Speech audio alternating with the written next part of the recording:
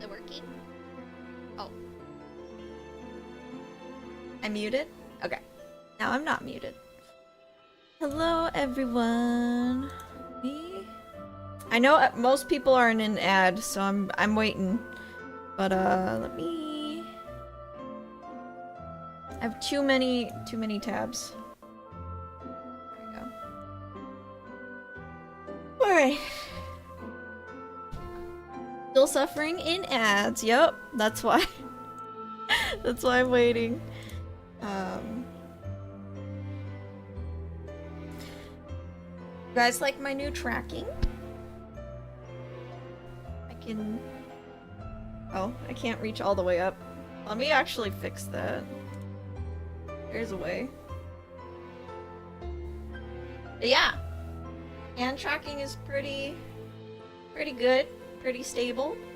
I do have the ability to do full body tracking with this. But I just turned on hand tracking because I'm gonna be sitting down anyways. So no reason to have like the full what's it called? Full tracking all activated right now. Oh, oops. Yep. That's really easy to do with this program. Oh, the scuff. Oh, the scuff. That was the angle? Yeah. Okay. Oh, good morning, everyone. Just waiting on Twitch ads, I think. Let me also make sure I have both chats pulled up. Feeling well enough for 3D? Yeah! I'm actually feeling pretty good today.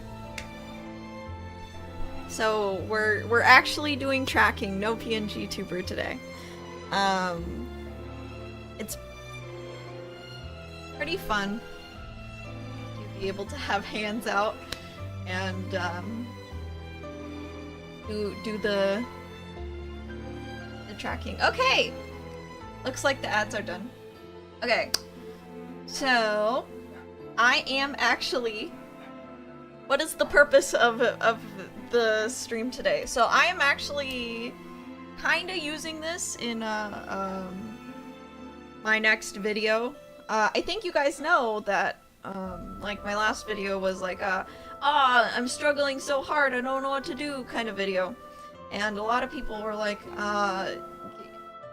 you little miss need to be more authentic because, you know, you're really authentic, but you know, if you're feeling like you're having to only be professional all the time, and like you don't have an outlet for like all of you, you know, the full picture of Yam, it's gonna be hard. And after thinking for a while, I think I agree.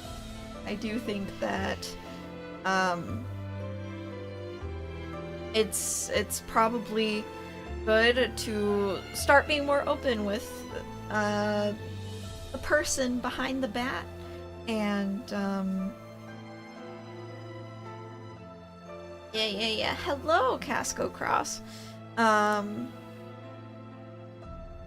the music down just a little bit so it's easier to edit this.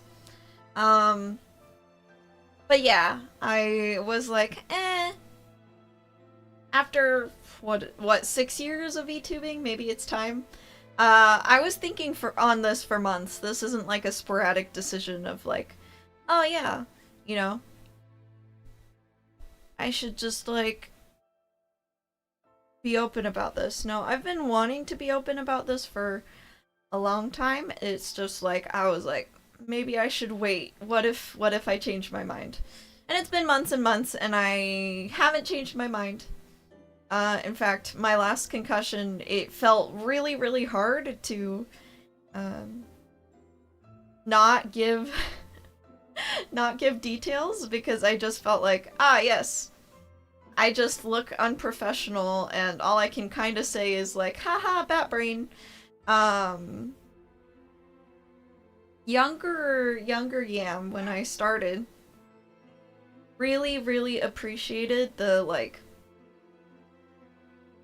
secrecy and like the playing a character aspect of VTubing, the I might be, you know, unhealthy in real life, but and people might see that on the outside in real life, but you know, when I am the funny internet person, you know, I can be treated like normal.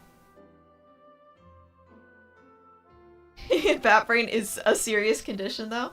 Uh yeah. But at least it's a condition we can all laugh together at. Um some of these are less fun to laugh at. um but yeah, let me think there should be Minecraft music. Ooh. Animal Crossing, Minecraft. What do we want? How serious are we gonna get? Well, we'll do Minecraft. I like Minecraft because it's like in between the moods. It could be happy or sad. I don't think we're getting sad today though. Younger Yam would have been horrified with this direction, not in a bad way, but in the way of, oh my gosh, this is gonna ruin everything way. Oh, for sure. Yeah, I was really... In fact, there was a funny Reddit thread about me, and I'm sorry to ego surf. I didn't mean to. But there was an interesting Reddit thread about me. Oh, NVIDIA software has encountered an issue.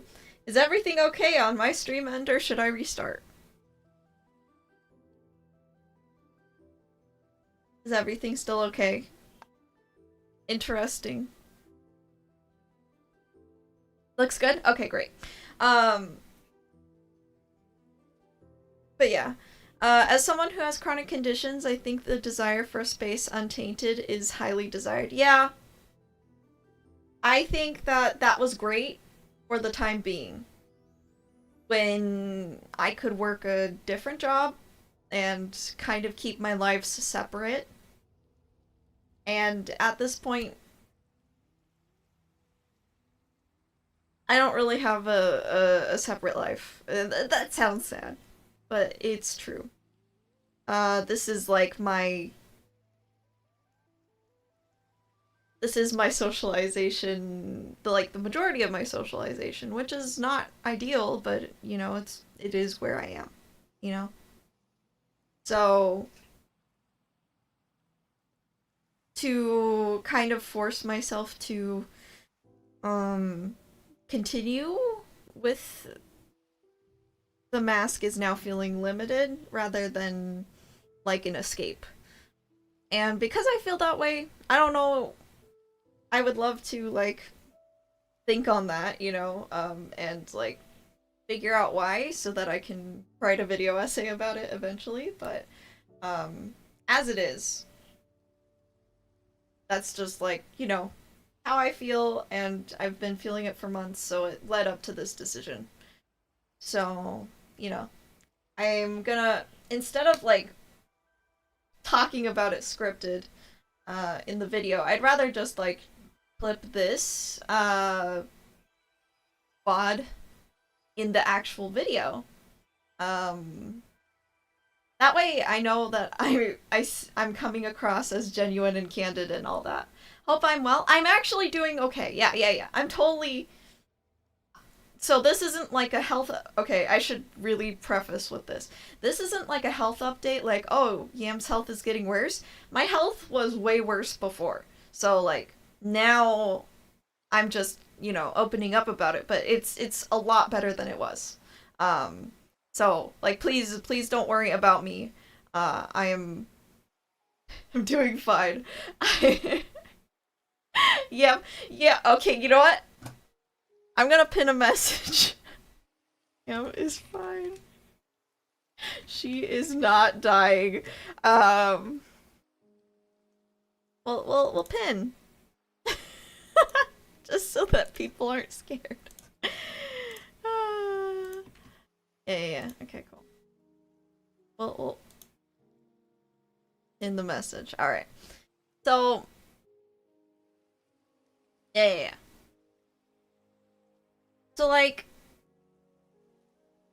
I think that part of the thing that is motivating me to talk about it lately, other than just like realizing wearing the mask isn't as fun anymore, is also, oh my gosh, there's so many VTubers with my same exact experience and same exact even same exact condition, I would say. Um so it's just like kind of amazing, gonna be real. Uh that so many people with a similar experience are all in like the same space. And as a result, I'd love to talk about it so that I can also like help people out who are wanting to VTube for the same exact reason I am. Um so I think that that will be kind of the main motivation at the end of the day for talking about my experience, you know?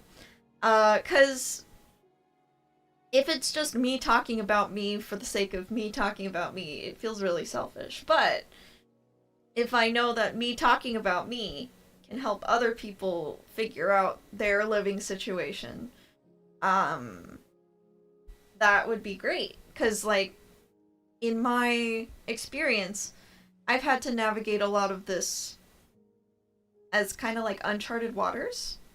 Um, and I've kind of had to figure out what adult living looks like for me. And it's been a long journey, and I'm still figuring a lot out.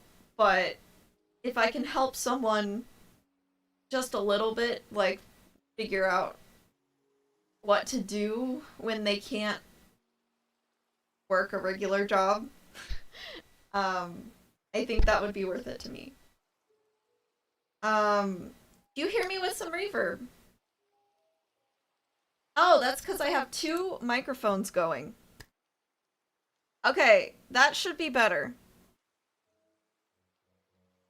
Yes, there was a double input. Thank you. Yeah, so I have my I have my recording microphone out because I'm going to clip this into my video, but then I was also using my headset mic. Thank you for catching that, Bat Bunch. I really appreciate it. Okay, so. Oh man, why am I suddenly nervous? This is totally fine. It's not that big of a deal.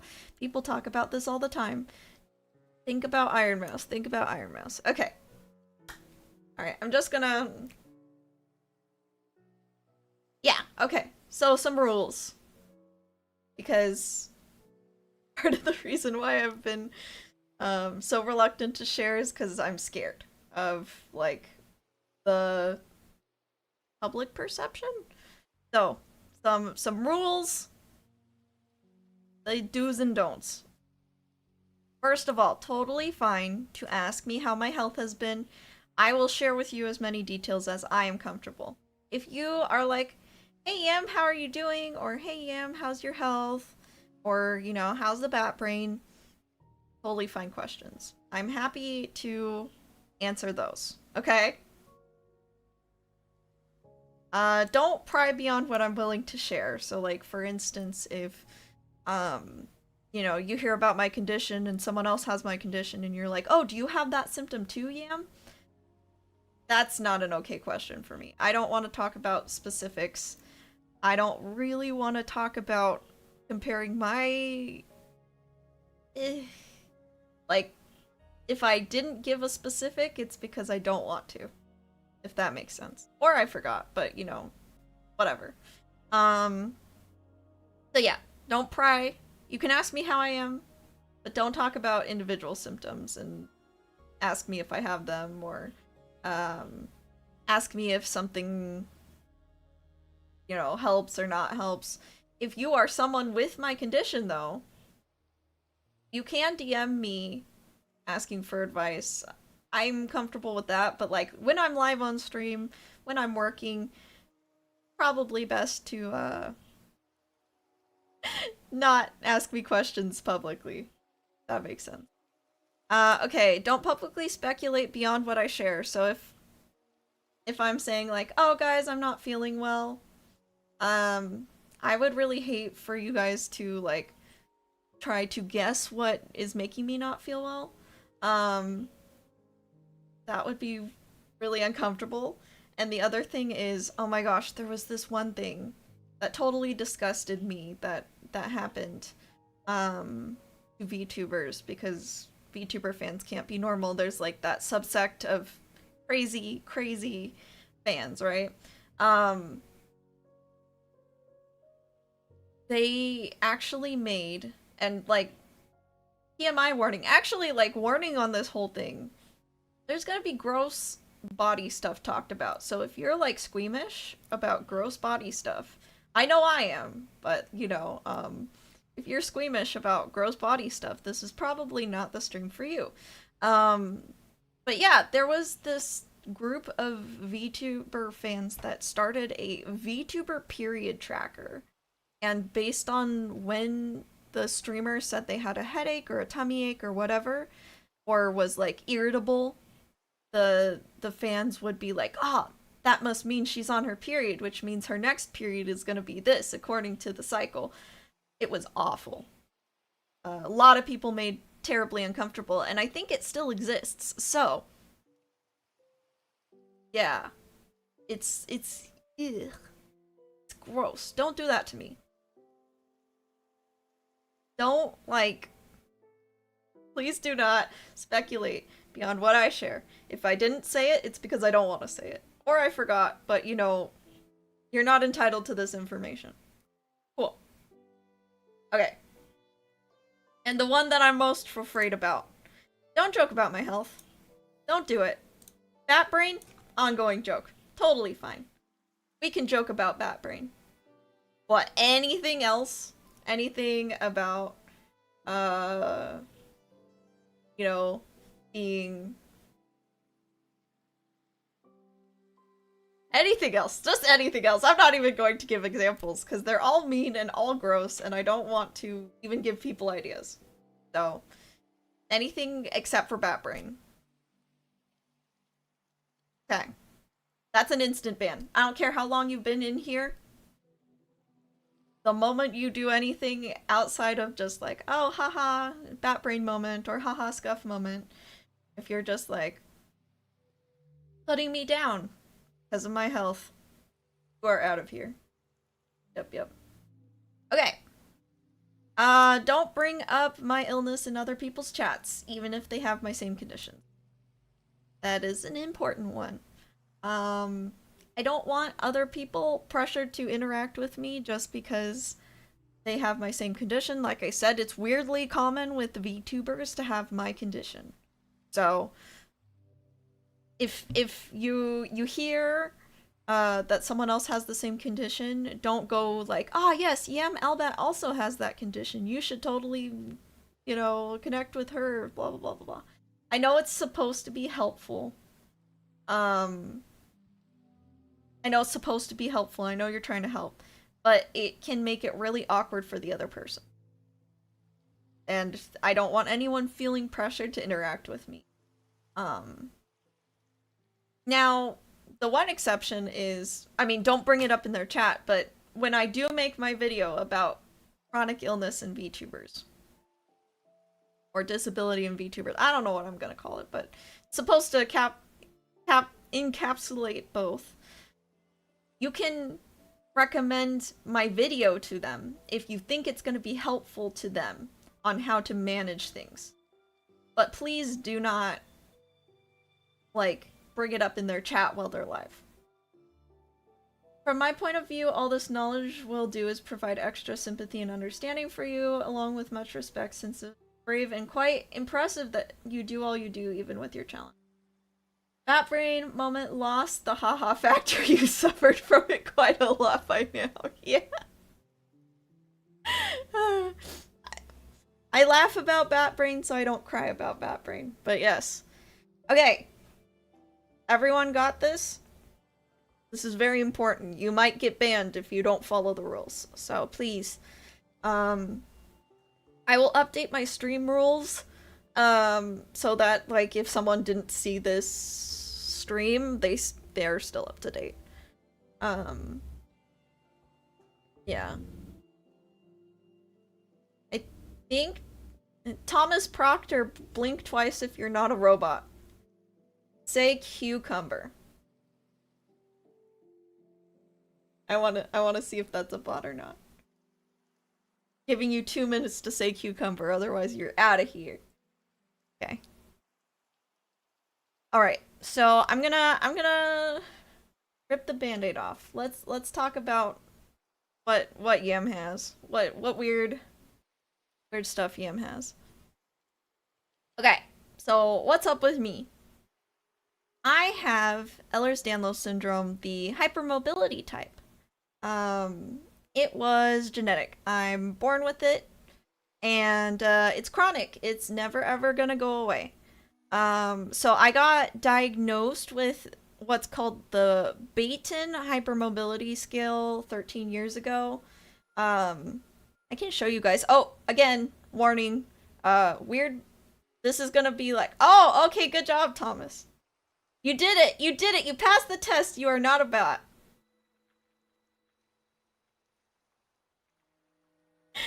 You just capitalize things in a weird way. Congrats, man. You're not a robot. Okay. So, again, you're gonna see joints slightly bent backwards. If that makes you uncomfortable, either close your eyes or click off. So I'm gonna show you guys what the Baton hypermobility scale is. Okay, so this is it. This is the Baton scoring system measuring hypermobility. So quite a while ago, when I was still a teenager, I went to the geneticist and they had me do this test. And, yeah, I passed. I only passed in my upper body at that point in time, and now my lower body is the one with more issues. But when I was a teen, it was just my upper body, and now it's also my lower body got hypermobile as well. So after that test, they did a bunch more testing. Some really crazy to determine that I have Ehlers-Danlos syndrome with all of its fun comorbidities. Well, not all of it, but like some of them. I think it was this one. Yeah, so what is a comorbidity?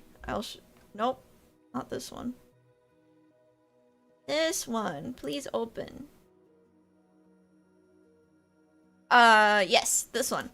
So, with Ehlers-Danlos syndrome, you've got the symptoms that are EDS, and then you've got the other symptoms that could be comorbidities, meaning EDS messed you up, and now you've got, like, other fun stuff, other new conditions caused by the EDS, but they're considered separate conditions. So, what is EDS anyways? It is a condition where my connective tissue, my collagen, is faulty and bad and weak. It's formed wrong. So the collagen's like goal is to strengthen your body, like your joints, your ligaments, your blood vessels. Kind of your whole body is made up of collagen, so it kind of affects everything when you have got faulty collagen. It's literally like you're kind of you're kind of building with what's the generic Legos called? Ah, I forgot what they're called. Duplos? No, those aren't it. Anyways, you're building with cheap Legos that can break easily instead of like the nice plastic that regular Legos are made of. Yeah, Duplos are the bigger Legos, but it's like something blocks. What are the cheap Legos that can snap? What are those called? Like the knockoff Legos. I forgot! Mega Blocks, thank you! It's like you're building with Mega Blocks instead of Legos. Yeah, yeah, yeah. EDS is surprisingly common among VTubers. It really is. It's strange how many friends I have made in the VTubing space that also have EDS. Yes, thank you, Mega Blocks. So yeah, collagen's goal is to strengthen your body and your organs and everything. And because the building blocks of my body are messed up, it affects my whole body's systems. So you can't really compare two EDS patients to one another, because everyone is affected differently. Because it's genetic, I've got other family members who have EDS, and every single one of us has different experiences. Even though we are genetically related, it doesn't even mean that our condition affects us the same. That's how different it affects everyone. Obviously, there's some things we have in common, but then one of us will just have a left field crazy symptom that no one else has had.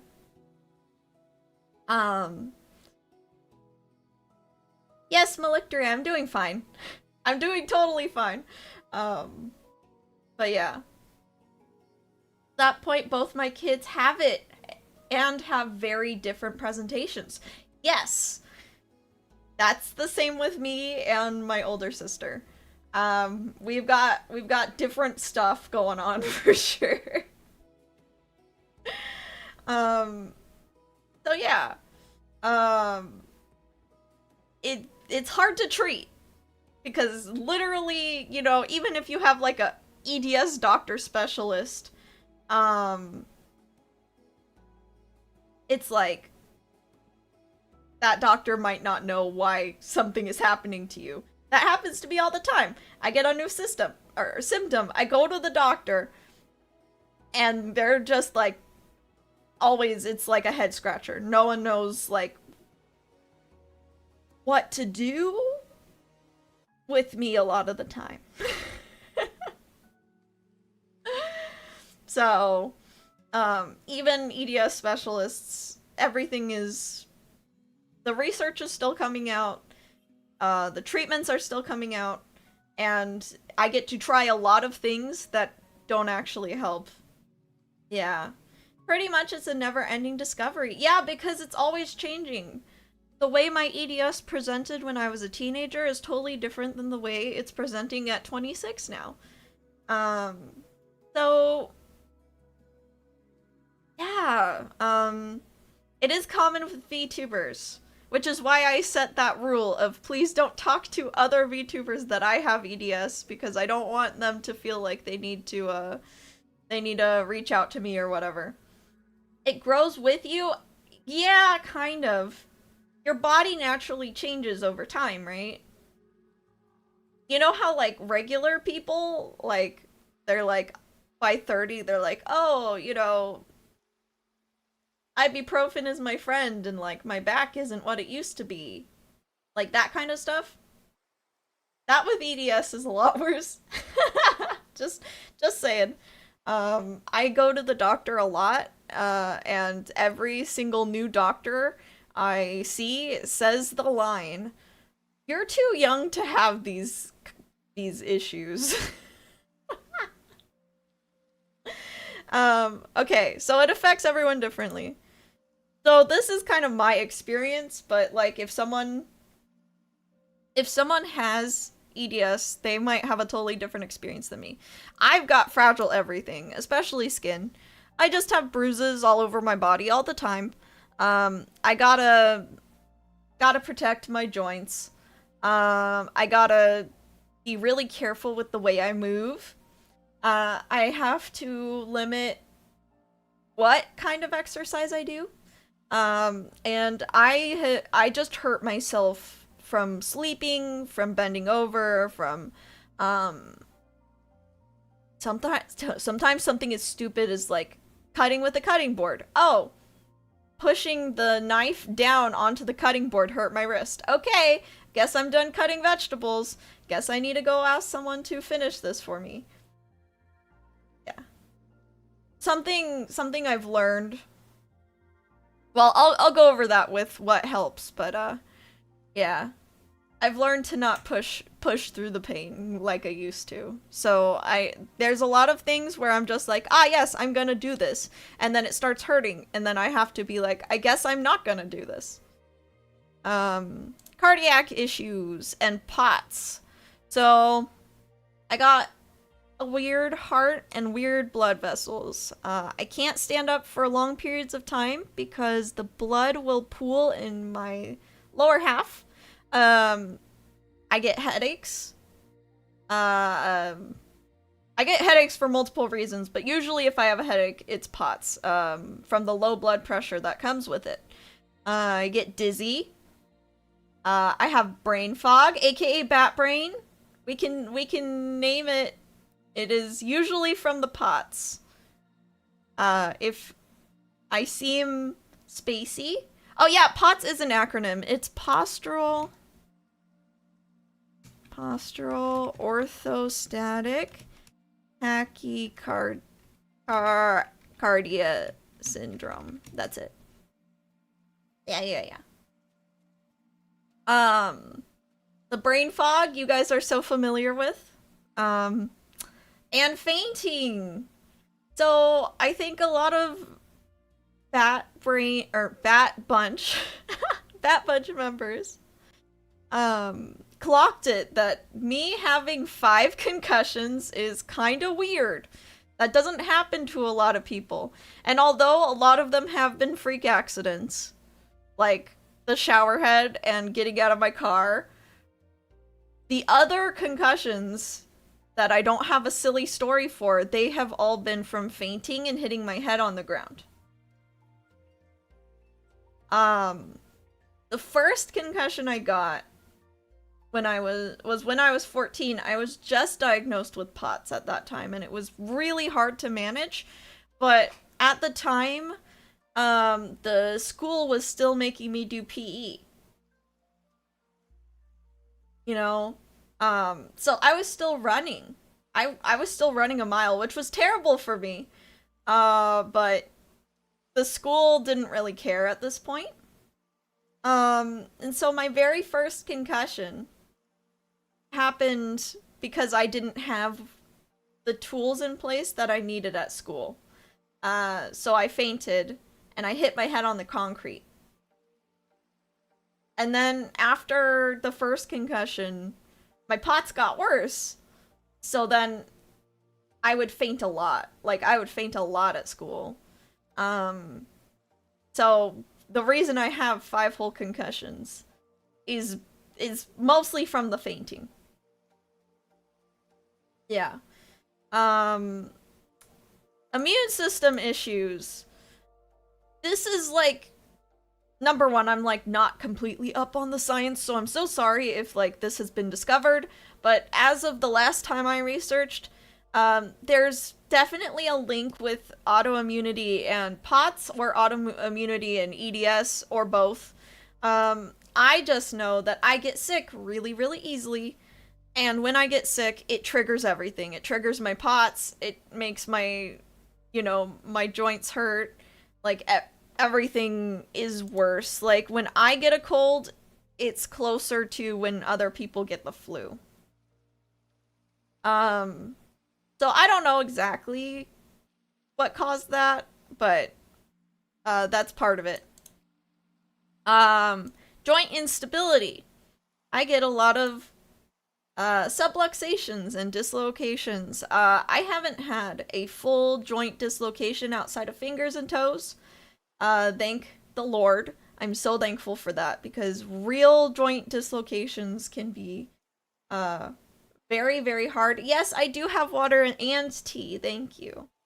But yeah, real joint dislocations can be really hard.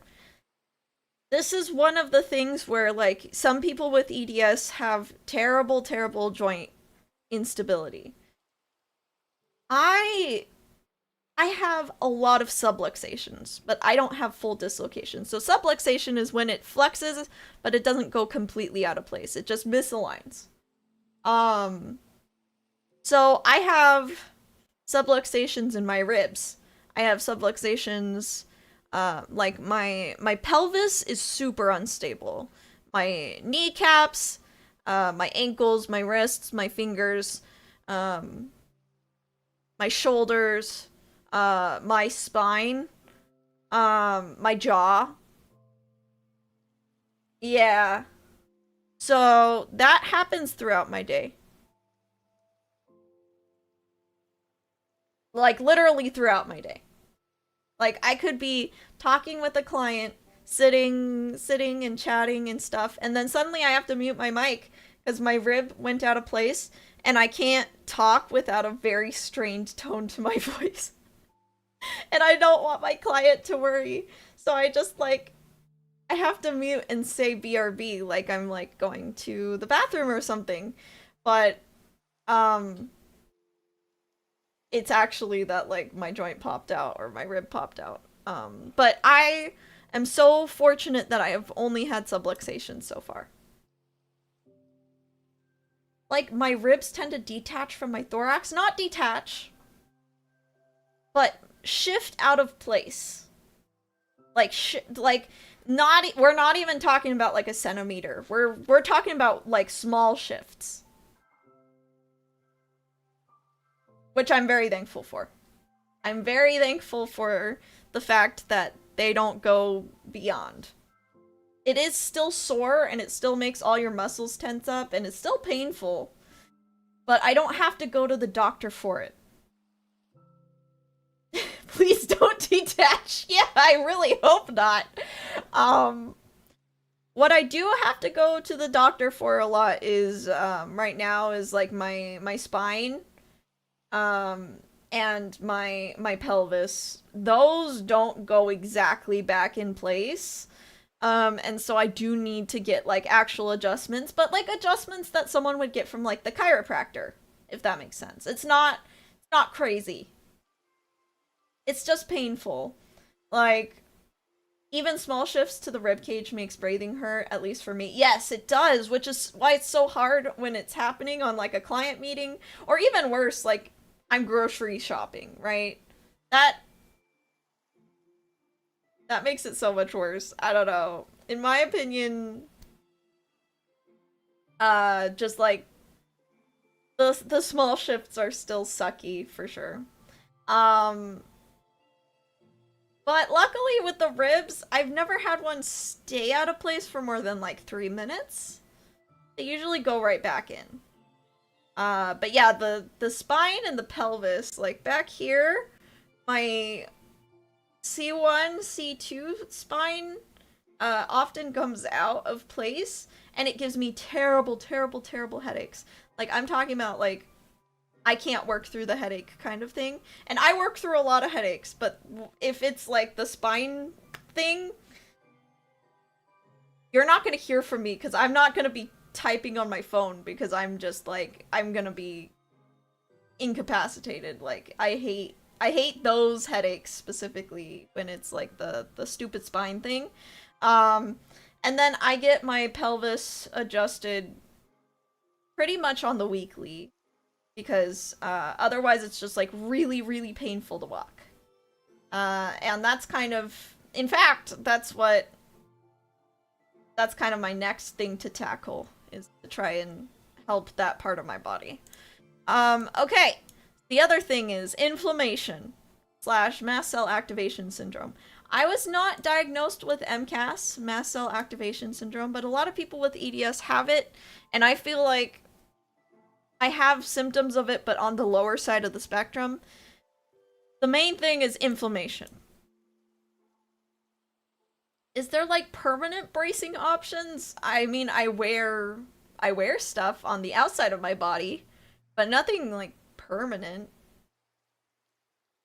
Um But yeah, I have a lot of inflammation problems. It's pretty noticeable. I'll have like swollen red splotchy skin for no reason sometimes. And you know, just a lot of inf- issues that come with inflammation. Um Especially after getting something done, like something as easy as going to the dentist and like getting like a checkup or a teeth cleaning. That's gonna put me uh like tip over the inflammation scale for me. Uh and that goes along with the chronic pain. Um so like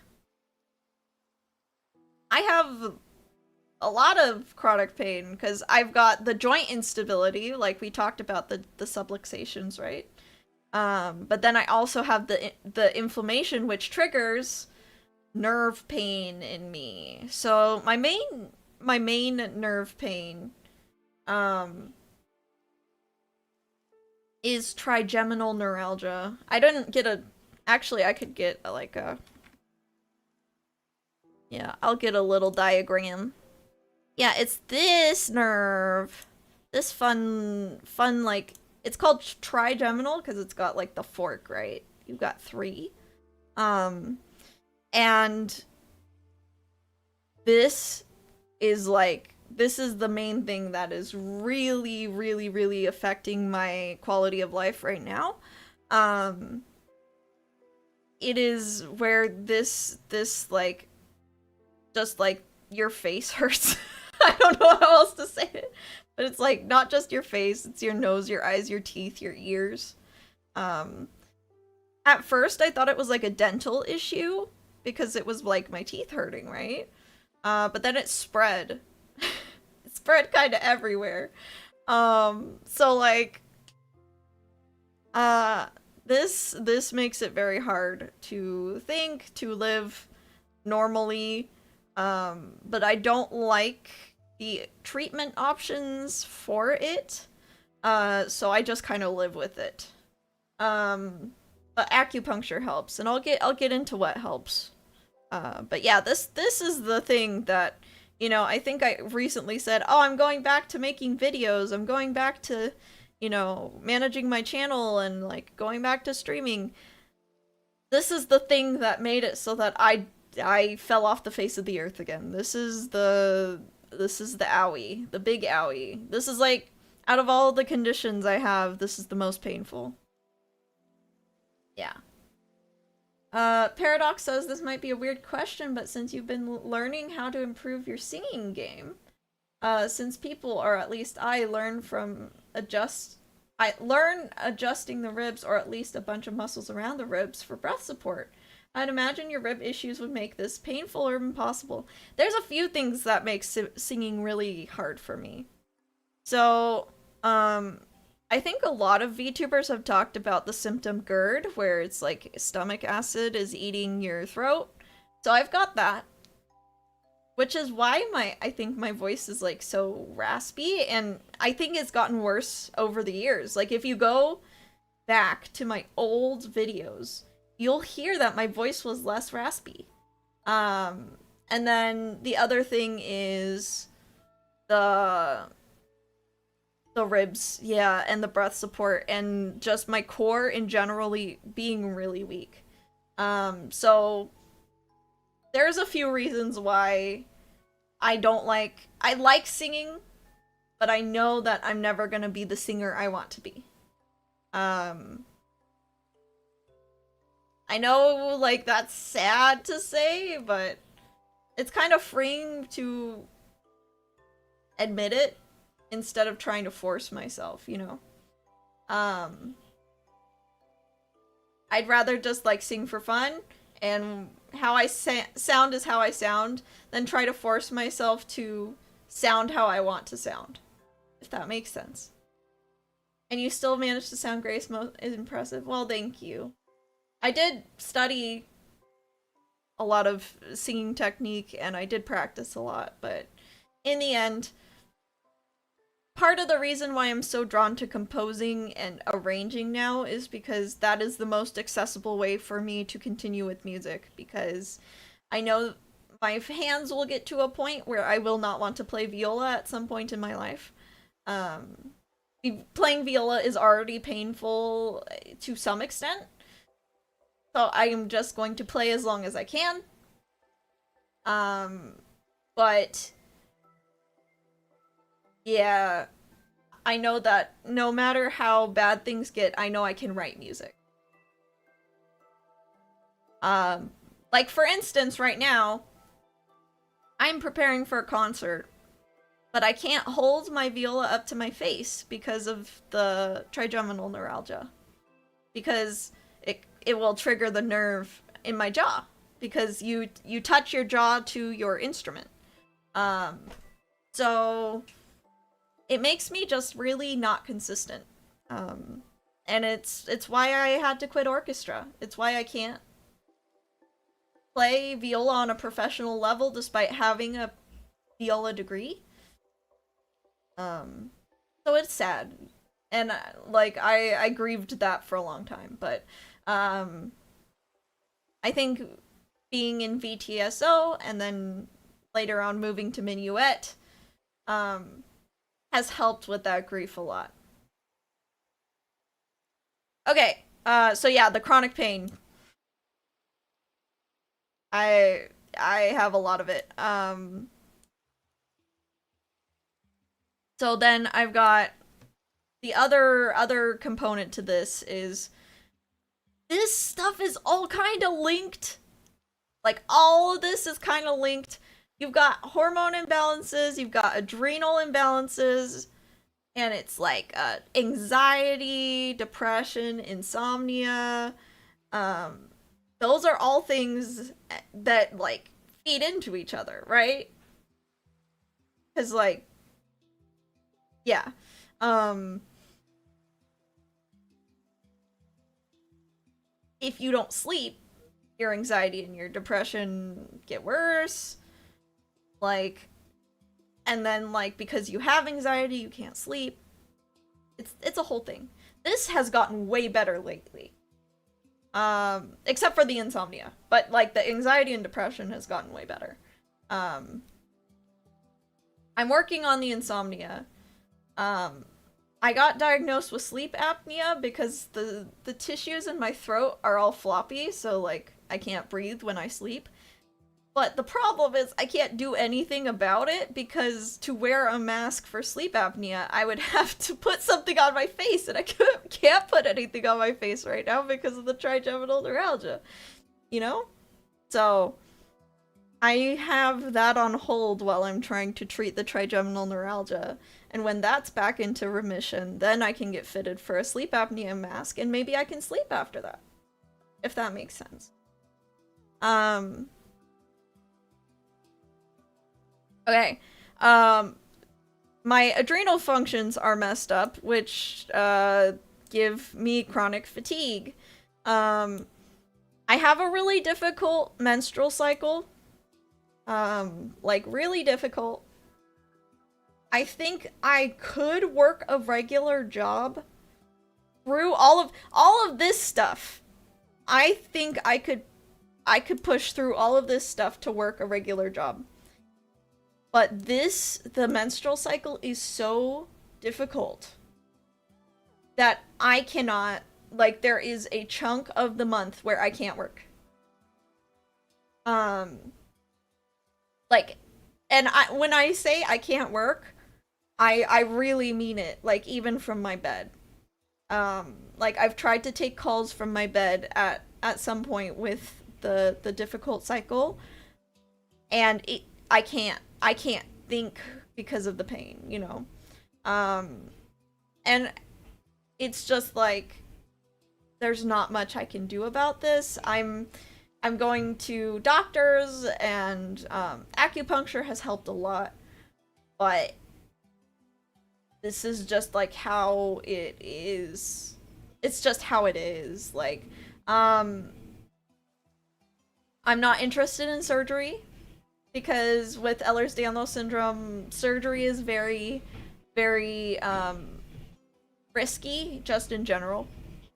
Um like I do know someone who got surgery for the menstrual cycles.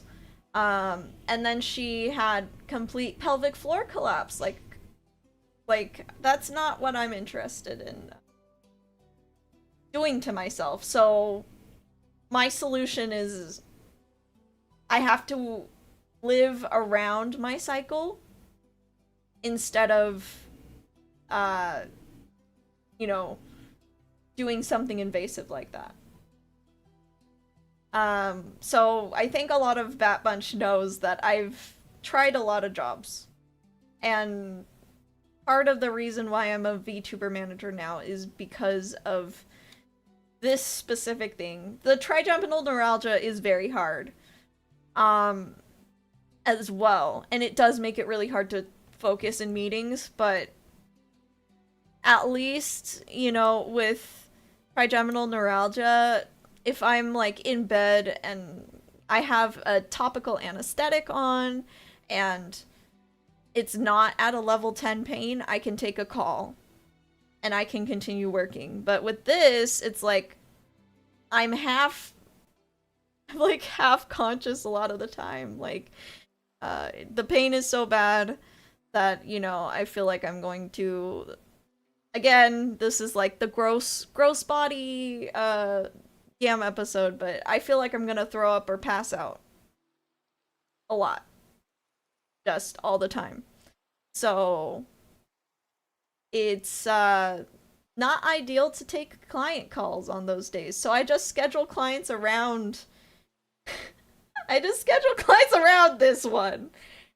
Luckily, mine is predictable, so I can just like kind of schedule everyone around it. And that has worked. I've still had to cancel a few times, but generally I just predict when it's gonna happen, and then I just take a vacation every month around this. Um, any plans to return to V Happy? Yes, I would love to. Um, I would love to. I think my brain is getting to the point where I might be able to start returning to stuff like that. Yeesh, trigeminal neuralgia is wild stuff. I follow a guy that went and got brain surgery for his constant migraines, linked to all of that a couple months ago. Yeah, so lately, for me, because this is the thing I'm dealing with right now, I've been very fortunate that it kind of left after a few rounds of acupuncture. It's not as much in my mandibular and maxillary nerve, but right now it's in the ophthalmic nerve. So I'm having terrible front headaches. Like, to the point where it feels like it's inside my eyeballs too.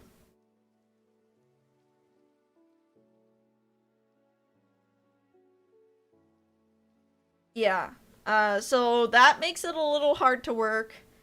Um, it's pretty awful. Usually one side at once or both. So I'm cool in the fact that most people have it on one side, I have it on both sides, and it kind of travels. So it comes in waves. Sometimes it's the left side and it's really intense on the left side, and then 30 seconds later it's on the right side.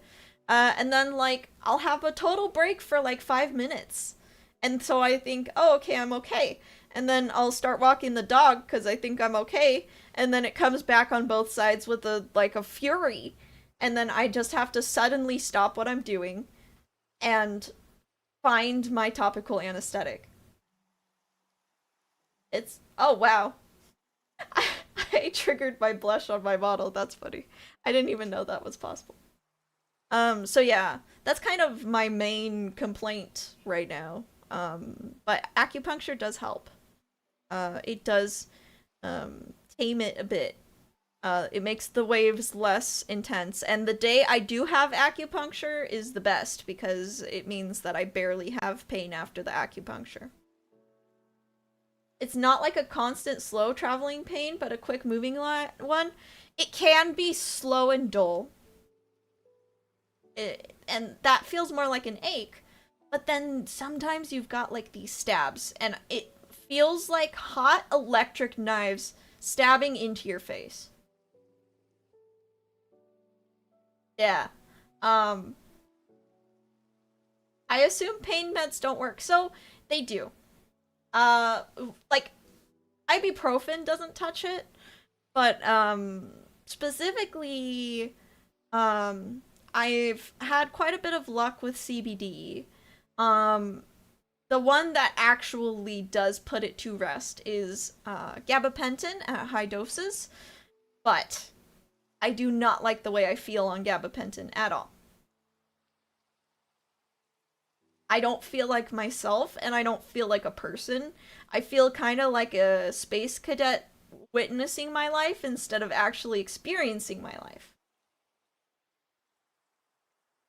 So, I would rather be in pain experiencing life than just feel like I'm viewing my life from a lens. Um I did work a I worked 8 months on high dose gabapentin. Um when I think if you guys have stuck around for a while, you'll know that I did dog grooming and dog bathing for a while. And in order to do that job, I was on gabapentin the entire time. But unfortunately, I just ugh, I didn't like living on it. So I came off those meds. And it was very hard to get off those meds. Google says like, "Oh, it's not addictive. It's totally fine." But honestly, that just like the experience of getting off of it was very difficult. It was like sudden panic attacks, never able to sleep. My pain got way worse when I was trying to get off of it. It was just like a terrible situation. So I don't want to return to that. So even like unless it's completely unbearable and I can't and I'm not living life anyways, I won't go back to like actual pain medication for um treating this. Especially because um especially because I have found ways to live with it. Specifically, the acupuncture and the CBD are what is keeping me okay. Like for now. But yeah. Yeah. Okay. The other thing is mood swings because of the hormone imbalances that I'm working on. This makes being a PR manager, a VTuber manager, and managing my own brand very difficult. I will suddenly get very, very angry at uh so I think the things that specifically like are really hard to deal with are like if I see someone I care about being affected by something. So like for instance, my last cycle Hollow Stars was getting the boot. Hollow Stars JP. And it took every fiber in my body to make sure that I didn't go live with a crash out with tears, with the whole 9 yards. Because I do want to still remain professional. So a lot of the times if I want to talk about something that's emotionally affecting me, I have to wait until my cycle is completely over with, so that I don't I don't come off as like incredibly unprofessional. Oh, it's ads time? All right. We'll take a little break. I will get some drinks and stuff and I'll see you guys in 3 minutes.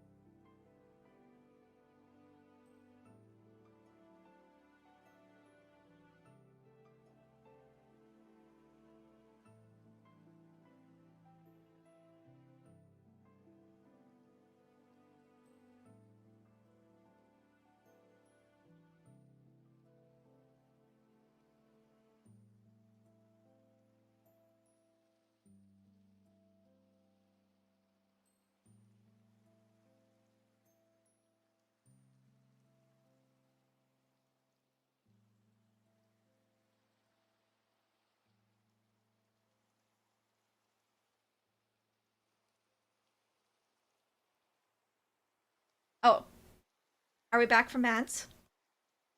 Let me check. Yeah, it looks like we are. Okay, cool. And back. Great. At least the worst pain is predictable, I guess. Yeah. Although, I'm gonna be so real. Gonna be so real. It makes it very hard to commit to being in person anywhere. Cause like I'm looking ahead in my calendar and I'm just like, okay, I have one live performance this entire year. And my health app is like, ah yes, your cycle will arrive the moment you want to perform live. The day that your one live performance is, that's when you're gonna feel the most pain. And it's just like, wow. Like, it's a convention. I can't. Wow, you can actually see me adjusting my headphones. That's funny. It's a convention.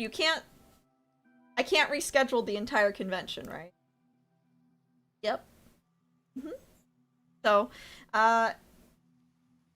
makes things very difficult for me, and I'm very like bummed out that I'm going to have to navigate this and a live performance at the same time. Yeah. The hormone imbalances also give me chronic fatigue. Um, it's kind of funny. I really called myself lazy for a really long time until the doctors looked at my adrenals, and then they were just like, "Oh, you know, you're in stage 3 adrenal fatigue, and we need to steer this away from being adrenal failure." Um, and then I believed that my tired feeling was real. um, yeah, but it feels fake. It Out of all my symptoms, this one feels the most fake.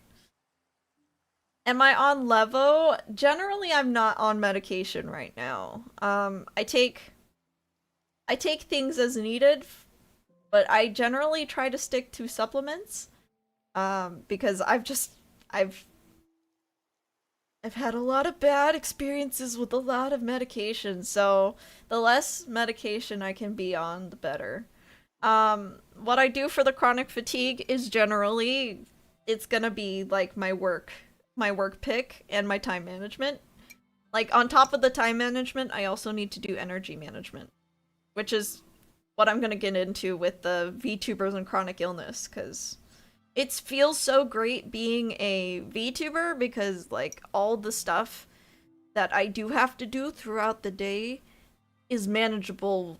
It doesn't cost too much energy. Yeah. It doesn't cost too much energy. So I feel so productive as a VTuber because like when I was a dog groomer, I could work a half day and then I would be completely wiped out, couldn't do any of my chores, couldn't do anything. As a VTuber, I can work like if I needed to. I try not to. If I needed to, I could literally work 10 hours editing a video and then get my chores done. It's amazing. It's amazing. Does caffeine help? I can't have high doses of caffeine, so I can't have like anything beyond tea because of the cardiac issues in the pots. Okay. There are more, but like when it comes to like GI issues and some of the other issues, I think it's just better if it's not on stream. I don't know if people are eating. I don't know. Feels TMI, you know? So, but yes, when I say EDS affects all systems, I really do mean all systems, if that makes sense. But what does all of this sum up into? I am literally different every day. I can never predict how I'm going to feel, so it's impossible to plan anything. It makes me super unreliable, and it's not by choice. And that is like the worst thing for me. I want to be a reliable friend. I want to be a reliable worker. I want to be a reliable person that when I say I'm going to do something, that I do it. Like, even I'd love to be a reliable streamer. I'd love to say when I'm gonna go live every Wednesday night that I actually go live every Wednesday night. That it's never gonna happen that much. And part of the reason why I'd love to share this with you guys now is because I don't feel like it's fun knowing that people don't know why I'm flaky. So sharing why I'm flaky, I think makes it better and makes me feel like I can relax a bit, because knowing that you guys know that I have a legit reason why I cancel stream all the time, and it's not just like, yeah, I forgot to stream, or like something came up. I'm tired of saying, guys, something came up, something came up. I just need to outright say, this is the reason why I'm not gonna be reliable. I want to be reliable, but I physically can't, and it's not laziness. I'm telling myself this just as much. It's not laziness, and it's not my refusal to, commit. Every single day is different. Hour by hour is different. I could literally be laughing it up, playing with my friends, 1 hour. And then the next hour I can be in bed, totally crying in pain because of the stupid trigeminal neuralgia that really needs to go to sleep. I would love if that leaves me alone. Or I could literally be like, yes, I'm going to cook curry for my boyfriend for him to bring to work. And then, I started chopping the vegetables, and then my wrist hurts, and then I have to, be like, okay, I guess, I'm not doing that. And so, I have to stop chores in the middle of stuff, and I try to find creative workarounds, but I've learned that I need to stop pushing through the pain because I'm making things worse. So, I have a lot of things that are halfway done. All the time, I'm not reliable. I say I'm gonna do something one day, and it doesn't happen a lot. And my boyfriend Leo is so understanding and so patient with me, and so is my family, and I'm so thankful for the environment I'm allowed to exist in. Because yeah, otherwise I think, I don't know. I've always equated productivity to morality, and I feel like by not pushing through the pain, I was being unvirtuous. It's a moral failing for me to not push through the pain. But I'm trying to get better at that. But it also means that, yeah, instead of pushing through the pain, I should just not go live. And instead of pushing through the pain, I should legitimately, not get the thing done I said I was gonna get done. It's awful. The one exception I'm going to always make is if I can talk and think, I will continue working. Because my job right now is talking and thinking for the most part, with VTuber consultations. So no matter how I'm feeling, as long as I can talk and think, and I think I can give a valuable service to the clients, I'm going to continue pushing myself to do that, because that's my income. And I need to make an income. I'm not gonna give up. I'm determined to keep working. Even if it's a weird job that, isn't normal employment. And yeah, Anyways, so we went through all of this. What actually helps with the EDS? And I thought of a few more while I was talking about it. So the main thing is braces and kinesio tape. But also compression. So I wear things on the outside of my body to help keep the inside together, basically. With the chronic pain caused by inflammation and the joints, I can take Epsom salt baths. That doesn't really help with the nerve pain, but if I calm the inflammation down, then the nerve pain will follow. So, I do take a lot of Epsom salt baths. Soaking in hot water is like amazing. It helps a lot with the day-to-day management. Lately it's been physical therapy. So the concussions, so I didn't do physical therapy until my 5th concussion because I could not walk steady and I couldn't really function. And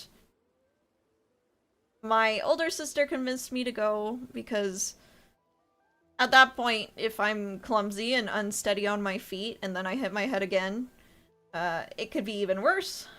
So I decided to go to physical therapy. I specifically went to the my neurologist picked out a place that specializes in Ehlers-Danlos syndrome and concussions. Isn't that amazing? So I've been going there since my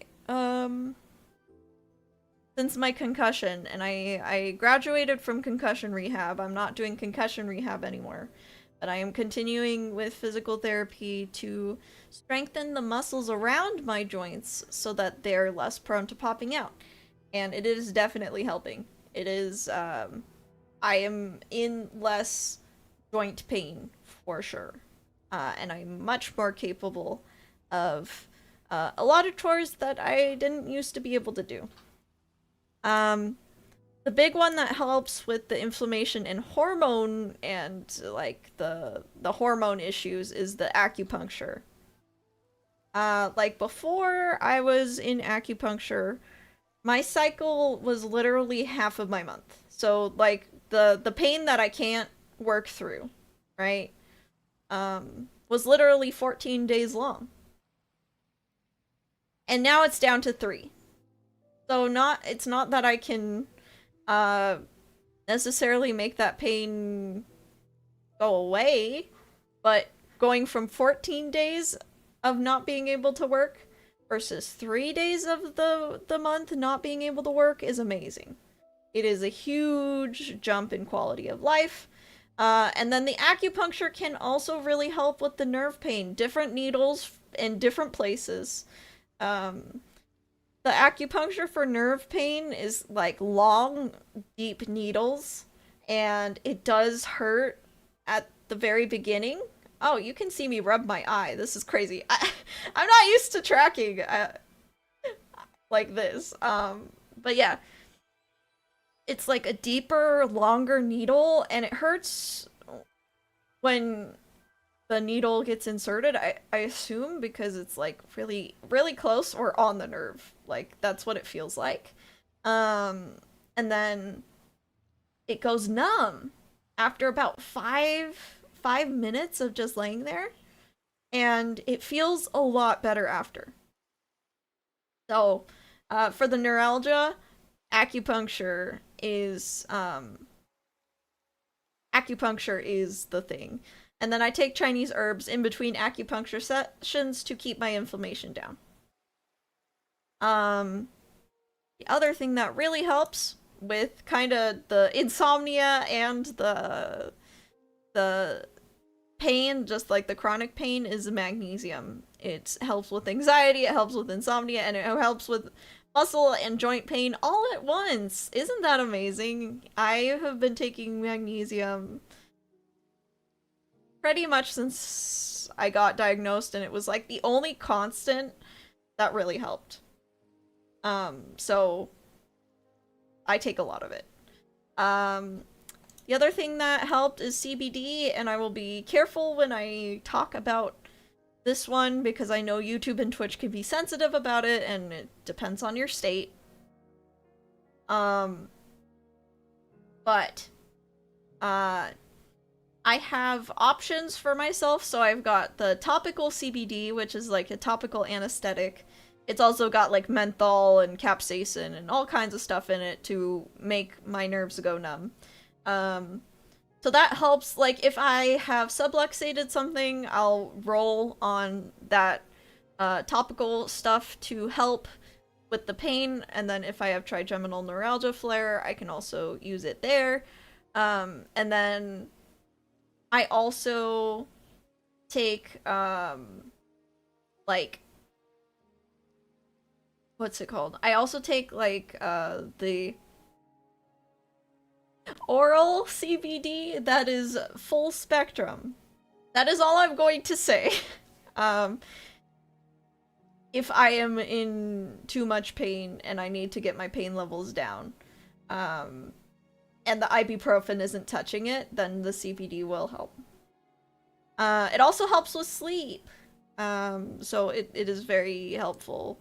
But I can only take it when the workday is completely done and I don't have anything else to do that day because it will relax me to the point of not really being great at being productive.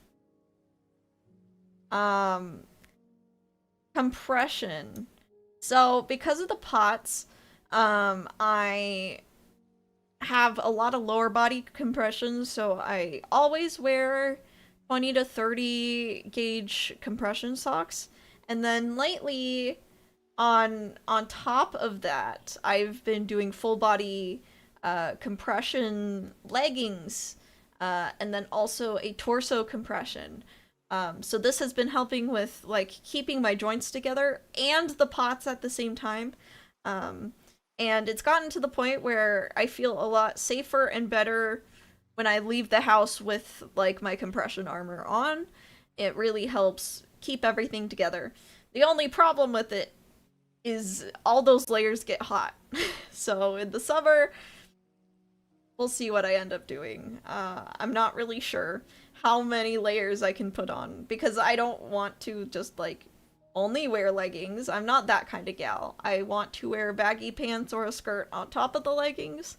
But then that's a lot of layers. So yeah. But it has been helping, especially through the winter. I was wearing it every single day. The other thing that helps is working from home asynchronously. So I can work when I feel good and rest when I don't. This is good in a sense that I can get things done. Woohoo! It's bad in the sense that now I have the urge whenever I feel remotely okay to work because I'm scared of when the next time I will feel good enough to work is. My poor boyfriend, he kind of he hangs out with me when I don't feel well, and then the moment I feel good, I'm like, okay, I'm gonna go to work. I'd love to find, like, a perfect solution for that. But yeah.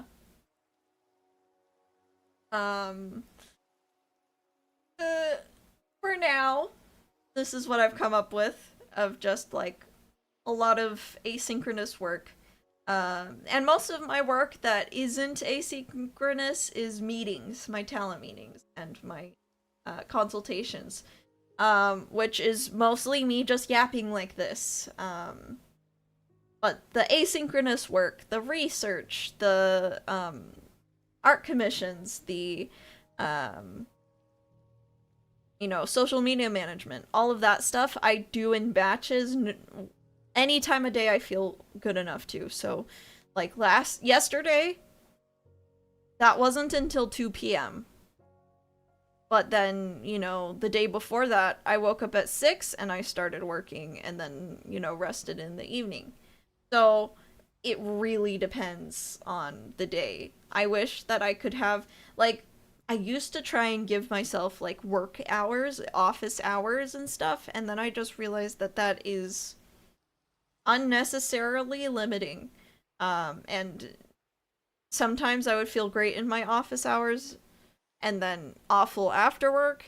And then sometimes I'd feel awful during my office hours and then I would feel great after my office hours were already done. So then I was like, "Oh no, yeah, you can't work just because you know." So it's actually better for me to not have office hours, I've learned. Just like I'll get it done when I feel well enough to kind of situation. Linen pants may be a good option too if you can find them. I do have a linen skirt now. And then I do have a linen shorts, but these the leggings look weird with shorts. They're kind of like a weird material. I mean, okay, if I'm just home, I'll just wear the leggings, right? But like out in public, it would look very weird because they look like yoga pants to have shorts on top of yoga pants. But you know what? Maybe I just gotta live with looking weird.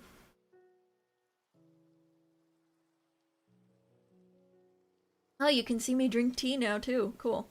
Okay, the other thing that helps is eating right. That really helps with inflammation. I know that like TikTok and fake Facebook and everything have made it really weird. Um, in terms of like, yes, lower your inflammation with this one weird superfood and stuff.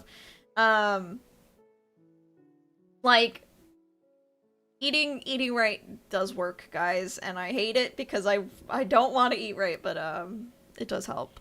Um, and lately, because I've been in physical therapy, I unlocked swimming again. So I get to swim. It helps me build muscle in between physical therapy, and it also really helps with the stress. Oh my gosh, I love swimming so much. Swimming is amazing. It's low impact on the joints, and it's a lot less risky, so it's like the only time in life where I feel comfortable moving fast. Um, oh my gosh, swimming. The sad thing is I can only swim in the summer because the public pool I go to is an outdoor pool. So that's sad. It's only heated half of the year. But oh my gosh, I love swimming so much. Ho ho. And I've talked about swimming even back when I was Lorelei Alto. I just didn't say why it's the one I love uh the most. It's because I'm not allowed to run, and walking, especially with my pelvis issues right now, is actually really painful. But swimming isn't. Um like I can generally move in the pool without pain. Um so I do a lot of swimming. Um a day I can't go with swimming is a sad day. Um it also really helps if I have found myself incredibly mad about whatever stupid thing is happening on Twitter to just make a habit of, okay, Yam, you can think about it, but you're gonna have to swim the entire time to release all your feelings about that silly thing. And then I feel better. So yes, I love swimming. So yes, I found a lot of things that do help over the years. Um, swim it off. Yeah, indeed. Um, yeah. And I don't just like do like the strokes that is normal. Okay, have take care, placeholder shrimp. I don't just do like the freestyle stroke. I can also even just walking in the pool is great. Cause like yes, I will take care. Need to start going back to the beach? Oh yeah, heck yeah.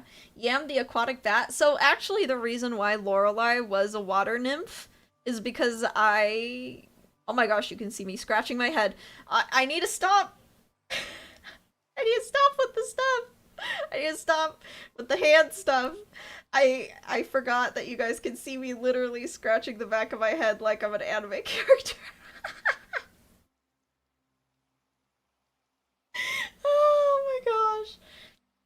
I mean, I love tracking, and I'm glad that I can do it, but this is very funny. Um, what was I saying? Oh, the reason why Lorelei was a water nymph was because I wanted to like aesthetically show my love of nature and swimming all in one, and people just took it as I am a sexy naked lady who wants to drown people. So unfortunately, I didn't think out that concept too much, but yeah. Um, how's my day going? It's going good. Um, yeah. The Aquabats are a great band. I love the Aquabats. Oh my gosh. The true person of culture. Yeah. Anyways, so I will this is the point of the VOD is that I can edit this into a recording. Into the video.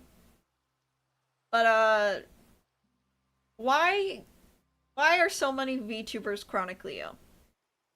A lot of people are like, "Oh, VTubing must be like this crazy taxing job if so many of them have health issues." But I want actually to emphasize that yes, although like crazy idle activities and like crazy overwork that can come with being a content creator could give people health issues, I think the majority of VTubers started VTubing and or being an internet creator because they had health issues to begin with. So, like a lot of the time, I think it's like a chicken or the egg situation where it's like, yeah, they developed health issues that, or it could have worsened their health issues. But I think a lot of the time it's genuinely that it's it's a pre-existing condition. At least in my case, it was always a pre-existing condition. Um, and I think a lot of VTubers have a similar thing to me. Um, but why VTubing and why do a lot of VTubers go with VTubing? Um, it's the you can't see me and I look the same every stream that definitely helps. Pretty much everyone, no matter like what kind of illness or disability they have. Um, people are brutal on the internet, and if I had to show my face, um, and my color was off, or, um, you know, I didn't have the energy to kind of like, uh, hygiene max? Is that what the kids are calling it these days? Hygiene maxing, you know, like making myself super pretty for stream or whatever. Or like I put in less effort one day. People are gonna be like, whoa, what's going on with Yam? You know, especially because I'm a woman. So, yeah, I mean,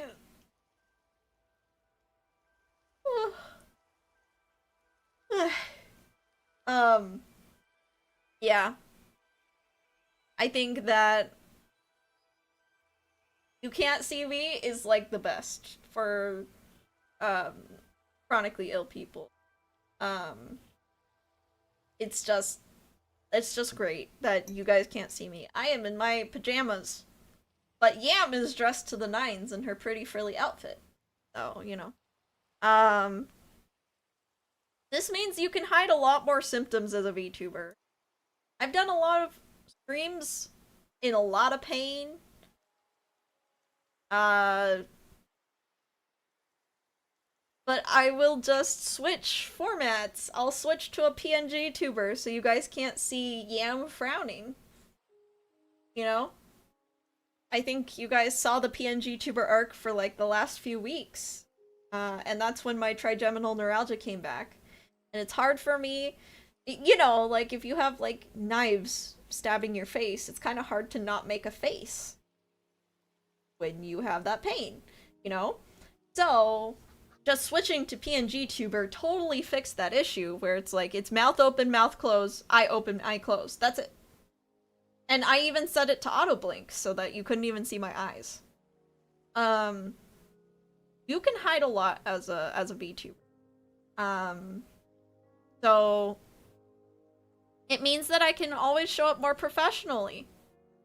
Because no matter how unprofessional or a wreck I am in real life, I can be creative in a way to show up and, you know, play my little character, even if it means being a completely static PNG. This is huge for me. It's all remote. There are days where I am too dizzy and I shouldn't be driving. There are days where walking is really hard. There are days that I just can't stand. So if it's all remote and a lot of the work is asynchronous, I thrive in that environment. So that's kind of what even drove me to make more videos than live stream at first, because I was just like, oh, like, I could literally just do this when I feel good. Yeah. So a lot of it being asynchronous and remote makes opportunities possible for people with chronic illnesses and disabilities a lot better. Like, the fact that you can, like, attend a convention remotely is amazing.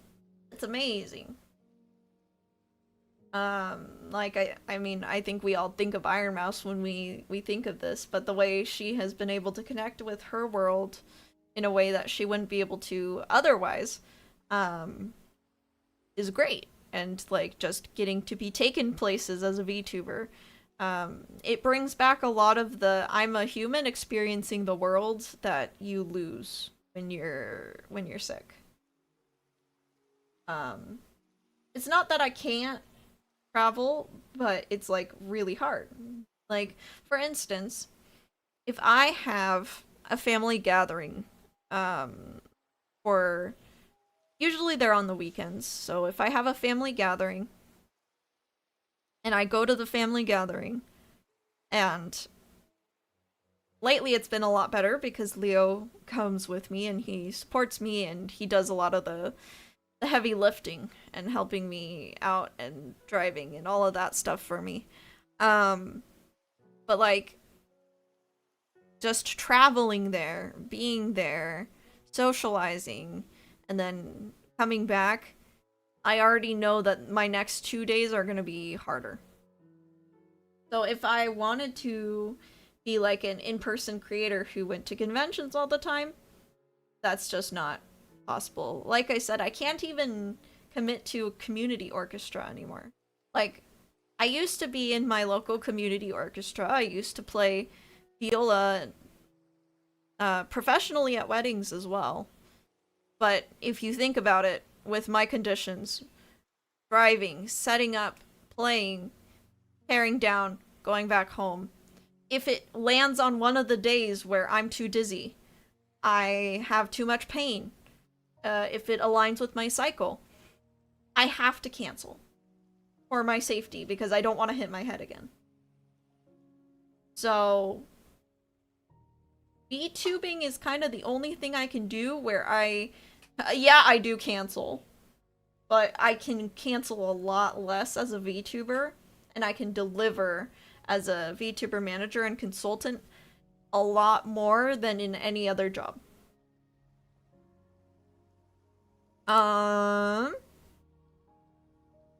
Pretending to be someone you're not is a great escape.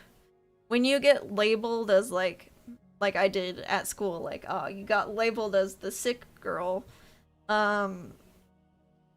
it can be really hard to not escape that label. Like, it's just like what everyone's thinking the moment they see you. 'Cause I was I was known as the concussion girl and the girl who keeps fainting in homeroom when I was going to high school. I finished my schooling homeschooled. just because it was easier that way. But even among homeschool kids, I was known as like the weird sick girl, so it didn't really work. It was a lot better though. It was a lot better. Um, but for these 6 years that I've been VTubing, until it got kind of impossible to hide,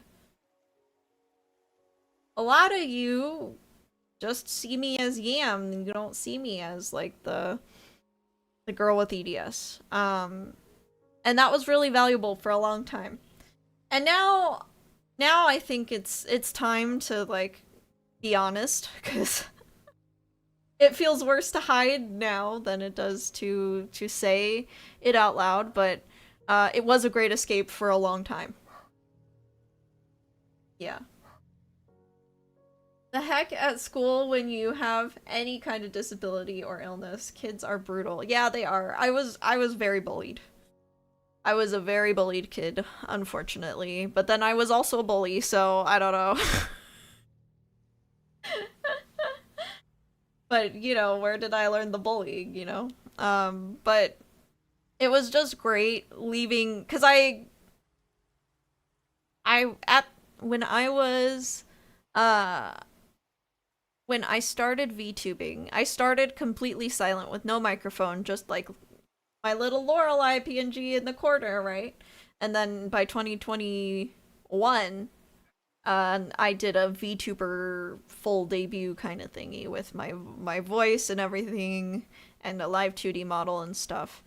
And I was full in character. I was doing character voice. I made up fake information about Lorelei, and it was just fun at that time. It was just like a lot of fun to be like, ah, yes, this is the perfect escape.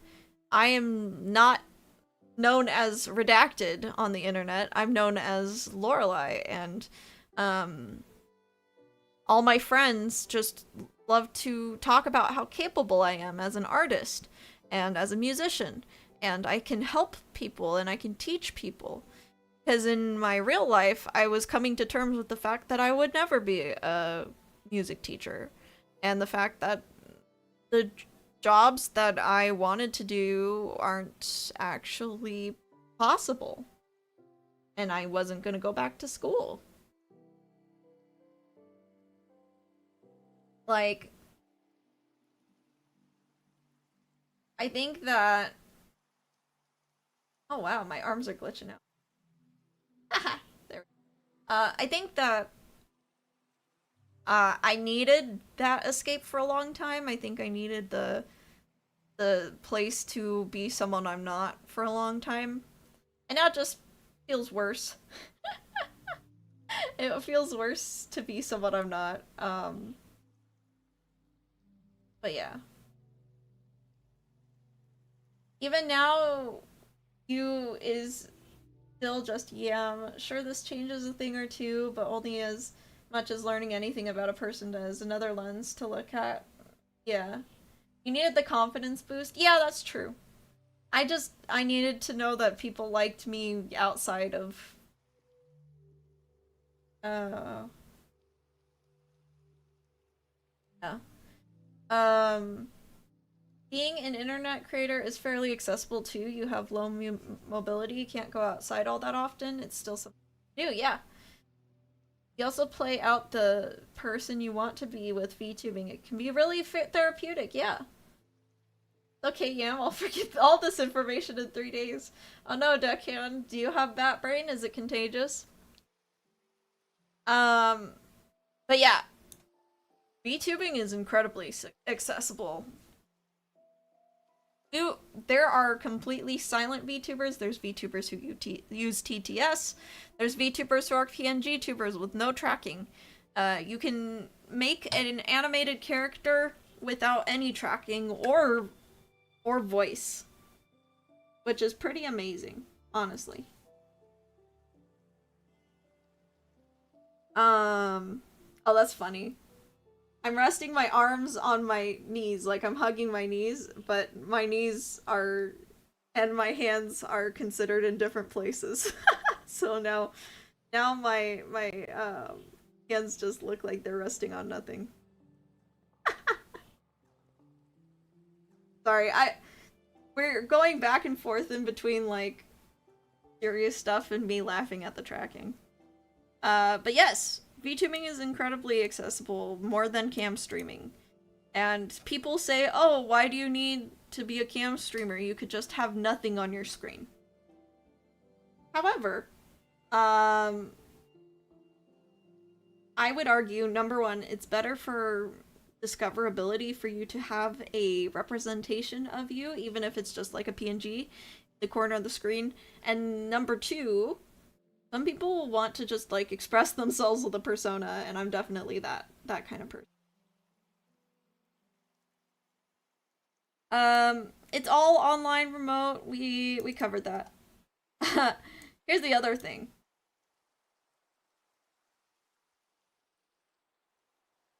VTubing just has all the hobbies that chronically ill, disabled people naturally gravitate towards, all rolled into one place.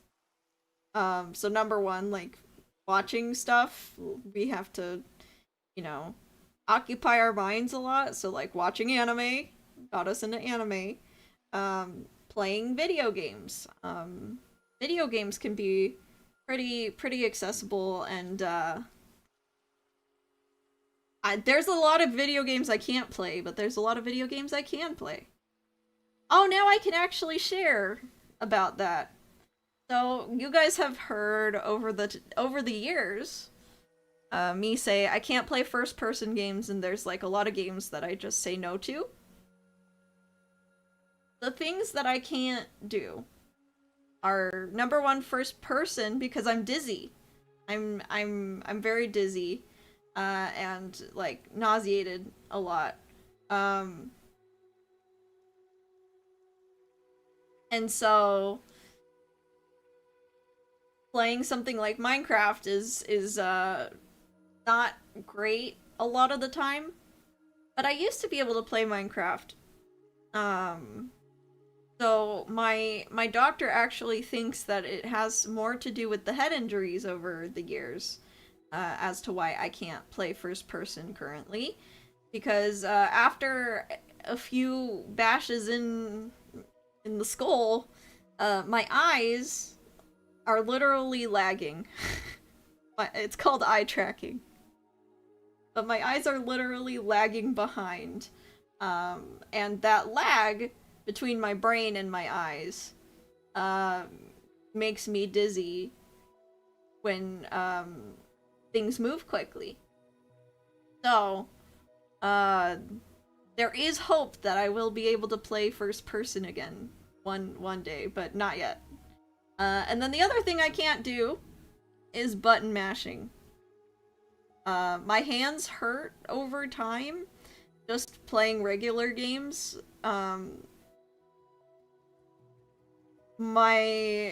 So like a repetitive action, like pressing the same button over and over and over and over and over again like this, really makes it so that I have to quit the game a lot faster. I have to kill the one exception now is I can play fighting games for a lot longer because my friend Meister sent me like a hitbox controller, so I can actually use the pad of my hand to press down a lot of buttons, and then just like a light tap to put inputs in. So I love fighting games, and I can finally mash safely in fighting games. Yeah. There are so many first-person games I wish it wasn't, because the stories are so good. I'm thrilled some games are giving options to not be in first person. Yeah, Resident Evil 9 is the game I've been playing lately, and it's almost perfect in terms of accessibility, because you can take the first person sections out of first person, except for one thing, guys. The QTE events. The quick time events and the cutscenes are still in first person. Um, yeah, so it's like, sucks. Because I can't play the game alone, like on my own. And not that I love playing games on my own, but I legitimately, I need to have my boyfriend there so that I can hand him the controller when there's a cutscene or a quick time event, and I can't actually watch the cutscenes without getting sick. Jam's theme? Yeah, I love Jam. Jam is such a good addition to Guilty Gear. Eye problems are such a pain to live with. It can make your entire world feel distorted, cause such a disconnect between your body, your sight impacts basically everything you do. Yeah, for real. So part of my concussion rehab was helping the brain, body, and eye connection get rewired. It's why I was so unsteady on my feet, because of the eye to brain lag, I guess, like the visual input. So yeah. Oh.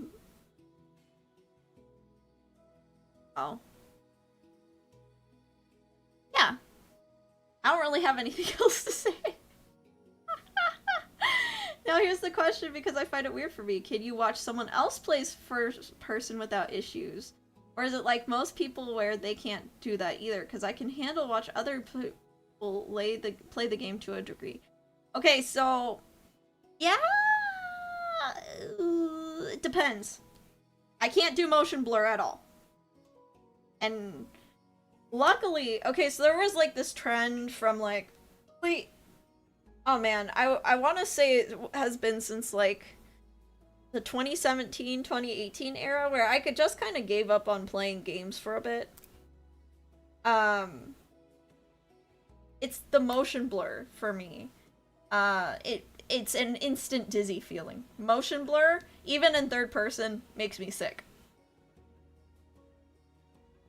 So, the most recent, I want to say it was just like a Unity thing, but it wasn't just Unity. It became like a stylistic choice in a lot of places.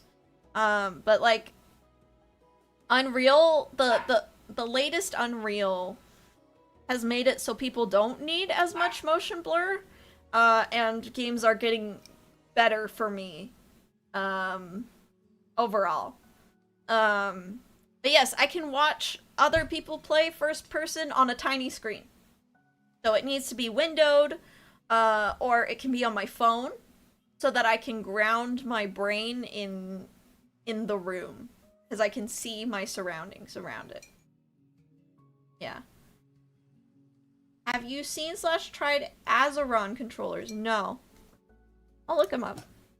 Azeron controllers. Oh! That looks cool. Looks like it would be expensive, but it looks very cool.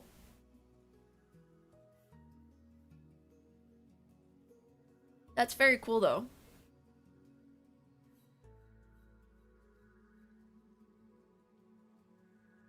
Motion blur makes me sick and I don't have eye issues.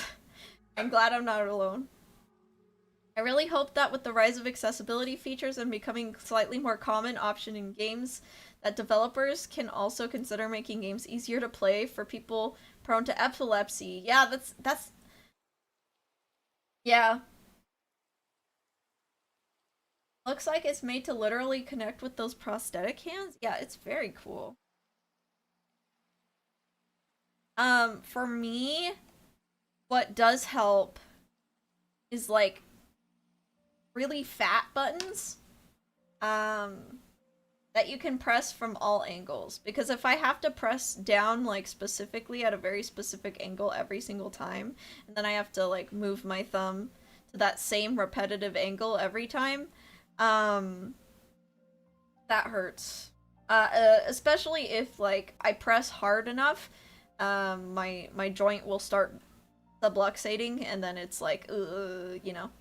So, right now I use a knockoff PS4 controller that I really like. and that's pretty good.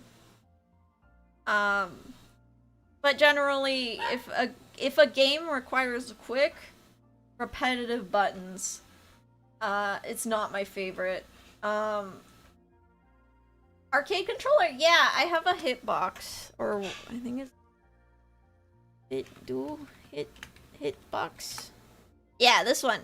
This is what I have. My friend Meister gave it to me for Christmas, and it's been great. And I would prefer this just because my hands are flat compared to like a joystick where you have to like have your hand closed on the thing. But yeah, generally this has helped. And yeah. I mean, the PS4 controller is totally fine for me, as long as I don't have to repetitively mash something. And I can press lightly. I also like slower paced games, just because more time to think and less time to be like perfectly coordinated is great. It's why I really like the old kind of survival horror games where it's like, ah yes, the game is designed around tank controls, so it's super duper slow, you know? Send you the link so you can check them out. Thank you. But yeah. I just wanted to, be real, and, this was like the one cardinal rule I set for myself with VTubing, and I just broke it, so. Yeah, please be respectful and normal, and treat me normal, and like, nothing has changed. This has been the entire time I've been a VTuber. I'm not getting sicker. In fact, I've gotten a lot better. I've gotten so much better in 2026 compared to 2025. I'm a lot healthier this year than I was last year. And like, things are looking up for me generally, just because I have a lot of like good tools to manage my conditions that I didn't used to have. To the point where I am looking to travel this summer. So I'm excited.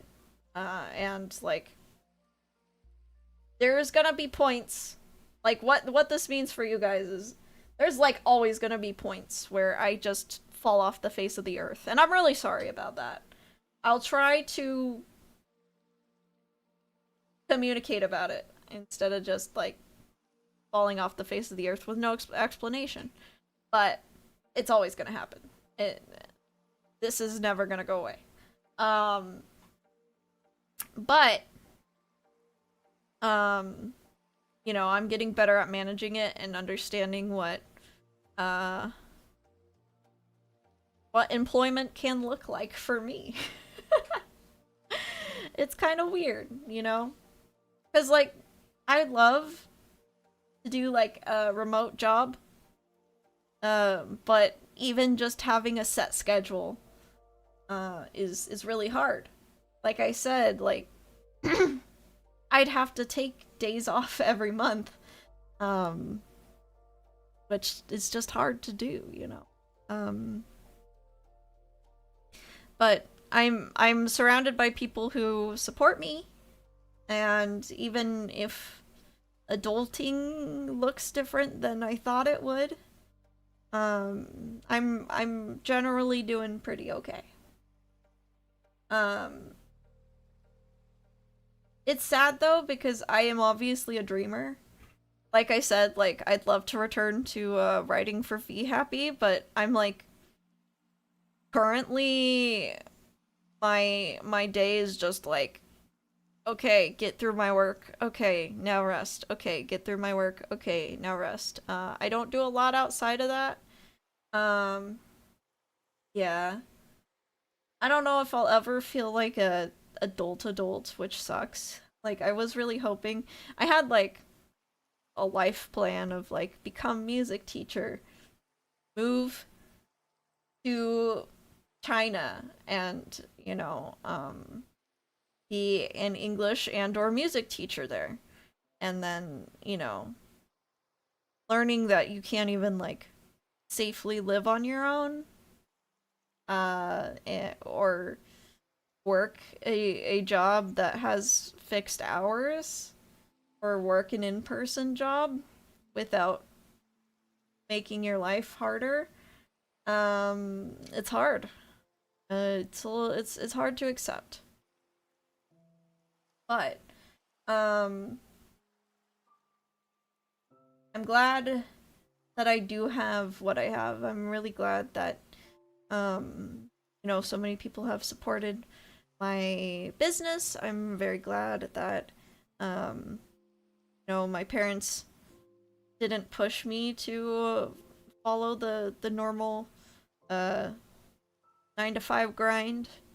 And I'm really glad that I've got a boyfriend who is, you know, willing. He looks at my conditions and he's like, yeah, I still want to be with you and I still want to, you know, marry you someday. Um, I'm surrounded by amazing people.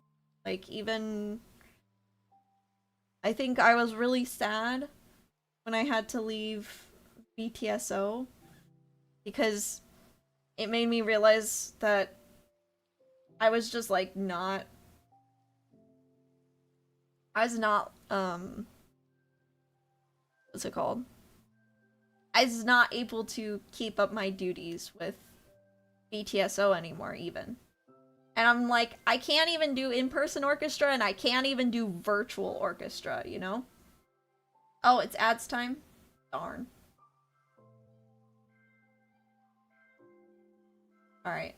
We'll take a little break until the ads are over. I'll hold that thought.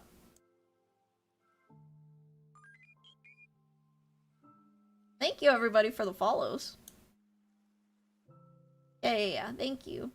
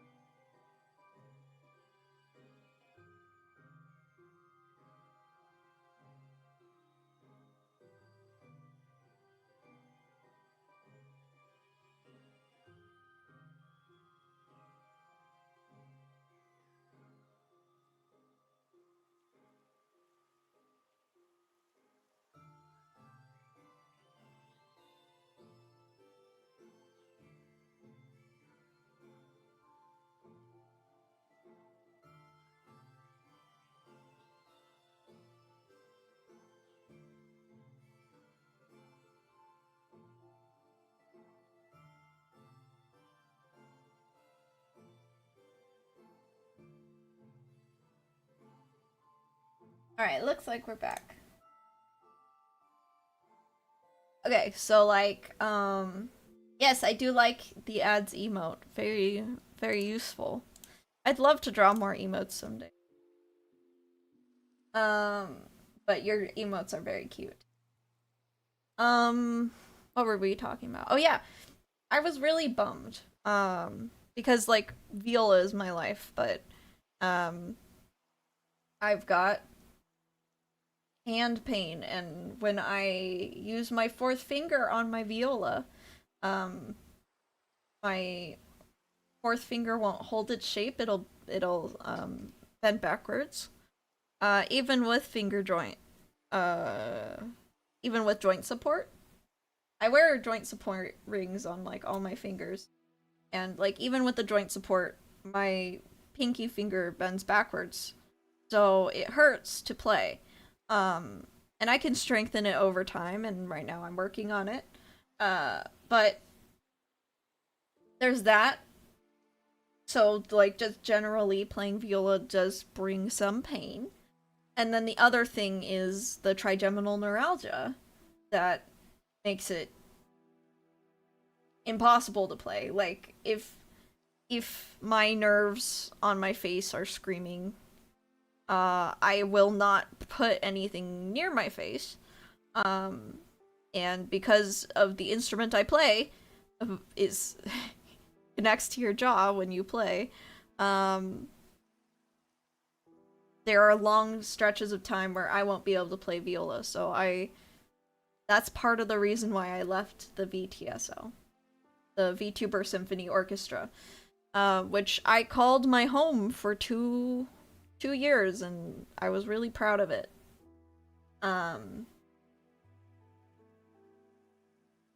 So that's part of the reason why I made Minuet, was because I was like, okay, I can't play viola all the time. But if I have my own group and it's a smaller group, we can work around when I can play viola. So like I will write music for a lot of the time, and then when I feel well enough, then I can record, and then we can release things when they're ready. Rather than the way VTSO works is like everything's on a schedule. And we've covered that like part of the main thing that my illness causes is just the unreliability of me doing things on a schedule. So that's something else that I think was important to say, because it was hard for me to explain why I left the VTSO in a way that felt professional to me. But yeah, it was the... Would you go back if you could? Yeah. Okay. Full stop, though. If I could go back to orchestra, I'd go to an in-person orchestra. I love playing in orchestra. I love, love, love orchestra. It is so fun. And now I'm gonna cry because... oh.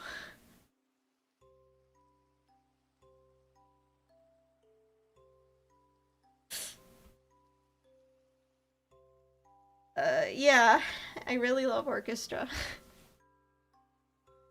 And I can't do in-person orchestra, but I'm really glad that I do have a group that allows me to keep playing viola.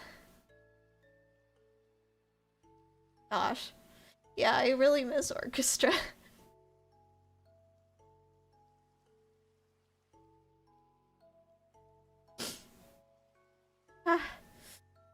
Yeah.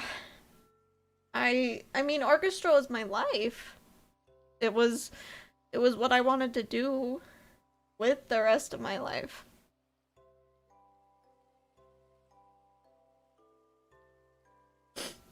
And I trained really hard to do it for the rest of my life. But it didn't work out. And that's okay, because if there's anything I know about myself, it's that I am resourceful. And I will find a way to keep enjoying music even if someday I can't play viola at all.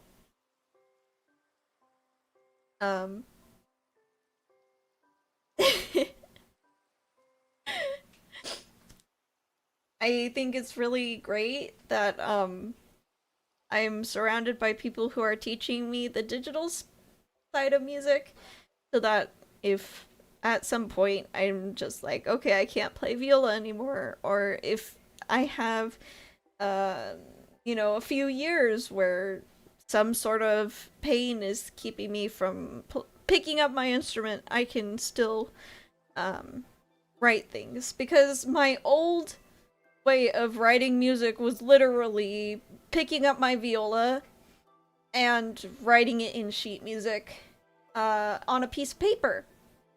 So my ability to write was completely tied to my instrument.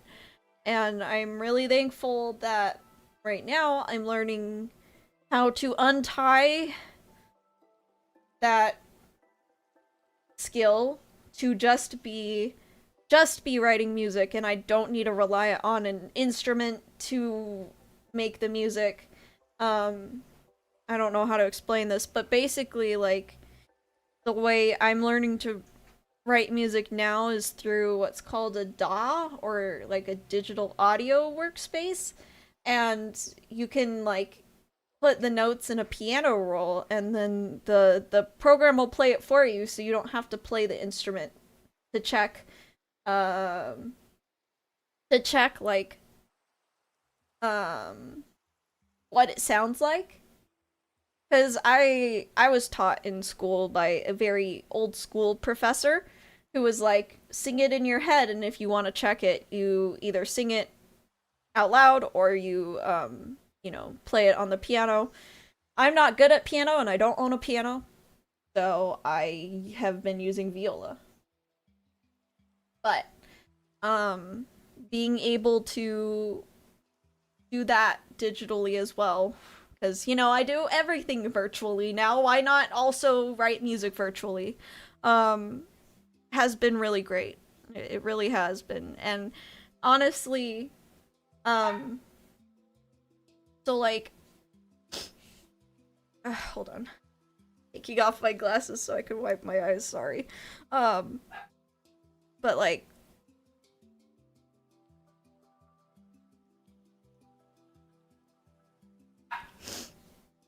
hold on, Gunter's crying for some reason. I gotta go help him.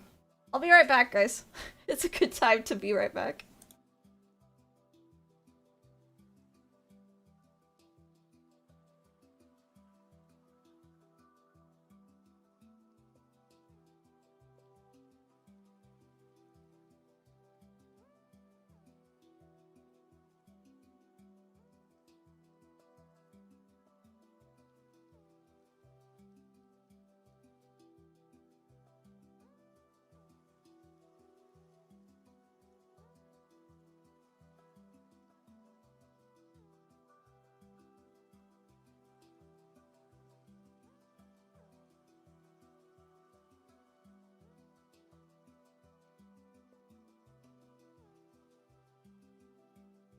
Okay.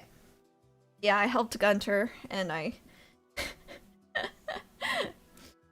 wiped my eyes. We're all good.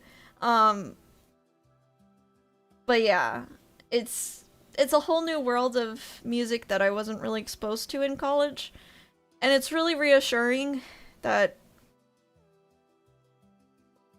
like there's music beyond being physically able to play. Because my attitude before then was just like,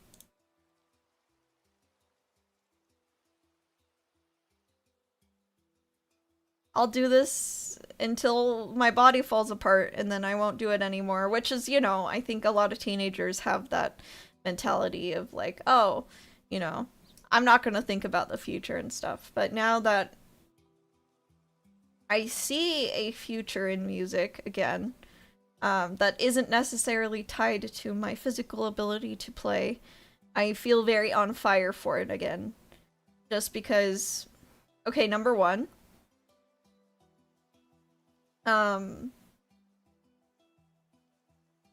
my playing is getting worse.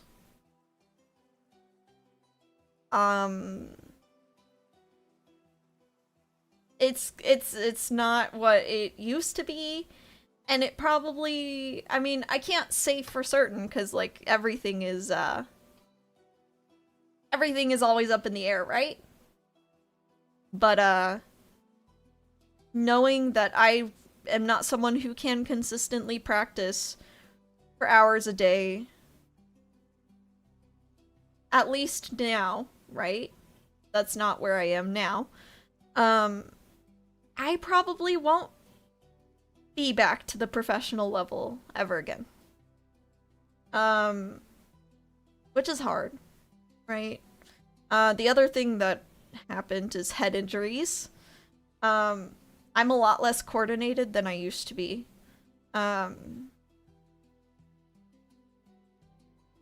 Which means there's a lot of, like, when you're not a coordinated string player, there's a lot of things that can go wrong, between the fingers and the bows not matching up, to string changes, you can hit other strings, to the bow angle being wrong and it makes like this little squeaky sound.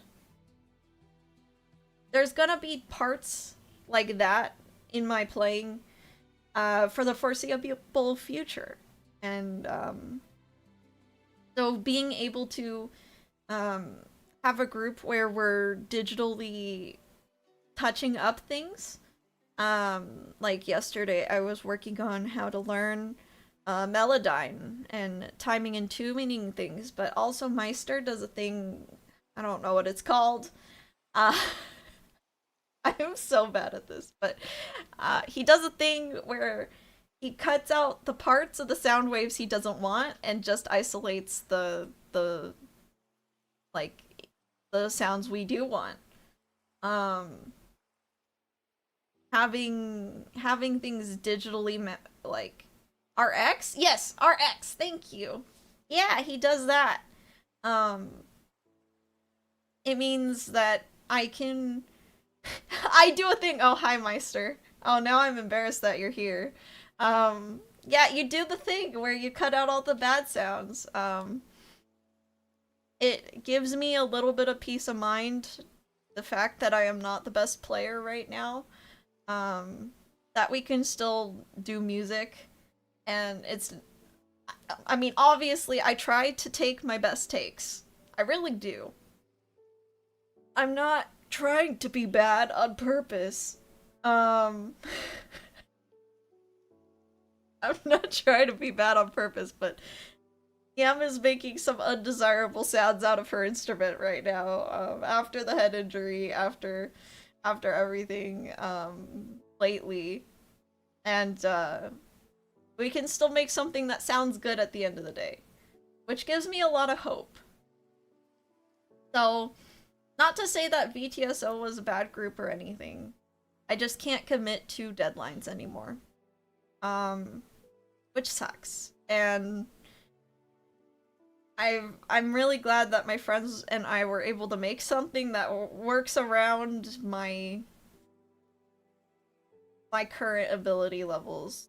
I'm just really worried because we do have one in-person performance this year, and you know, I'm gonna pre-record all of my parts just in case I can't actually show up on the day. And like, the act of doing that makes me sad. But at the same time, pre-recording is really, really accepted in the VTuber sphere in a way that it wouldn't be accepted anywhere else. But I'll try to show up live. Like, I'm gonna go, and I'm gonna try. But I have to, like, also prepare for the possibility that I can't. You know? But, like, regular orchestra doesn't give you that option. Regular orchestra really doesn't give you much options at all. Pre-recording is all I do with music. It's handy. It's really nice. I basically just, you know, practice when I can.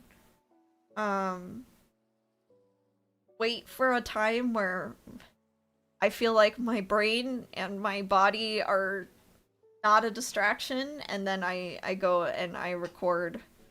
And then, my friends help me make it sound good, even if I'm not the best player right now. I'd love to be a better player than I am now, but I'm just like, I still see some of the problems with the lack of coordination after the head injury, just making me do silly stuff that I didn't used to do. So my recordings are a little rough right now. Oh yeah, this is random, but all the Viola talk reminded me of something. Yam, have you ever heard of a band called Apocalyptica? They do some really stuff with cellos. I'll have to check them out. I've been learning about that stuff to help with stuff for Lesage. Yeah. Or if there are deadlines, you need more time than 3 months. Yeah. So, like, we haven't found a perfect system for deadlines, and I'm not going to pretend like we have. But generally, I suggest things when I'm feeling well, and then, kind of coast when I'm not feeling well. And oh, I turned off my webcam, so my tracking stopped.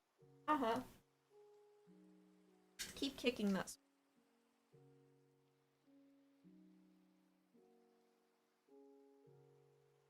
Yeah, you can send it in the Discord. Can I get the tracking back with this program? I actually don't know how to use this program well. We're learning. Okay. Webcam? Yes. Tracking?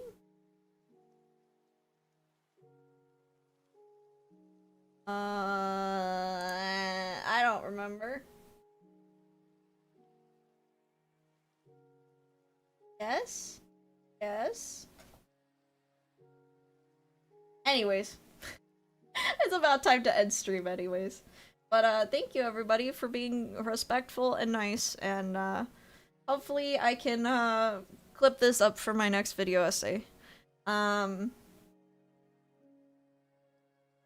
Liam says, Yam, I only found your videos last week, but my heart goes out to you. It's rough when life gets in the way of doing the things you love doing. Yeah, life gets in the way, but you just gotta find a way around it, generally. That's kind of what I try to do. And I think that's part of the reason I can teach other people how to content create, because, I've been doing it on hard mode. Oh, darn, you just got here? Sorry about that. You're gonna have to watch the VOD. But I'll be hopefully live again soon. Bible studies are usually on Wednesdays at 7:30 p.m. And then I try to go live in the morning at 8:30 a.m. This is all Pacific Standard Time. So that, I can yap before work, generally. But yeah. Yam be broken, but let's find someone to raid out to on Twitch. We'll end on YouTube, and I will see you guys soon. Thank you everybody so much for watching. Let's see who's live on Twitch. Usually people are starting about now. Nope. No one I am following is live. So we're gonna find a random VTuber. Let's see.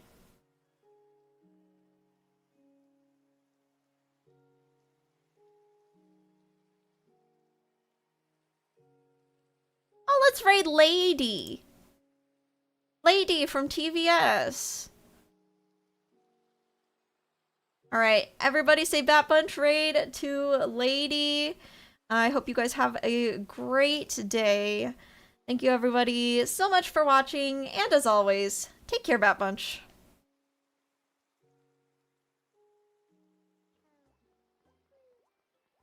What's Loki doing?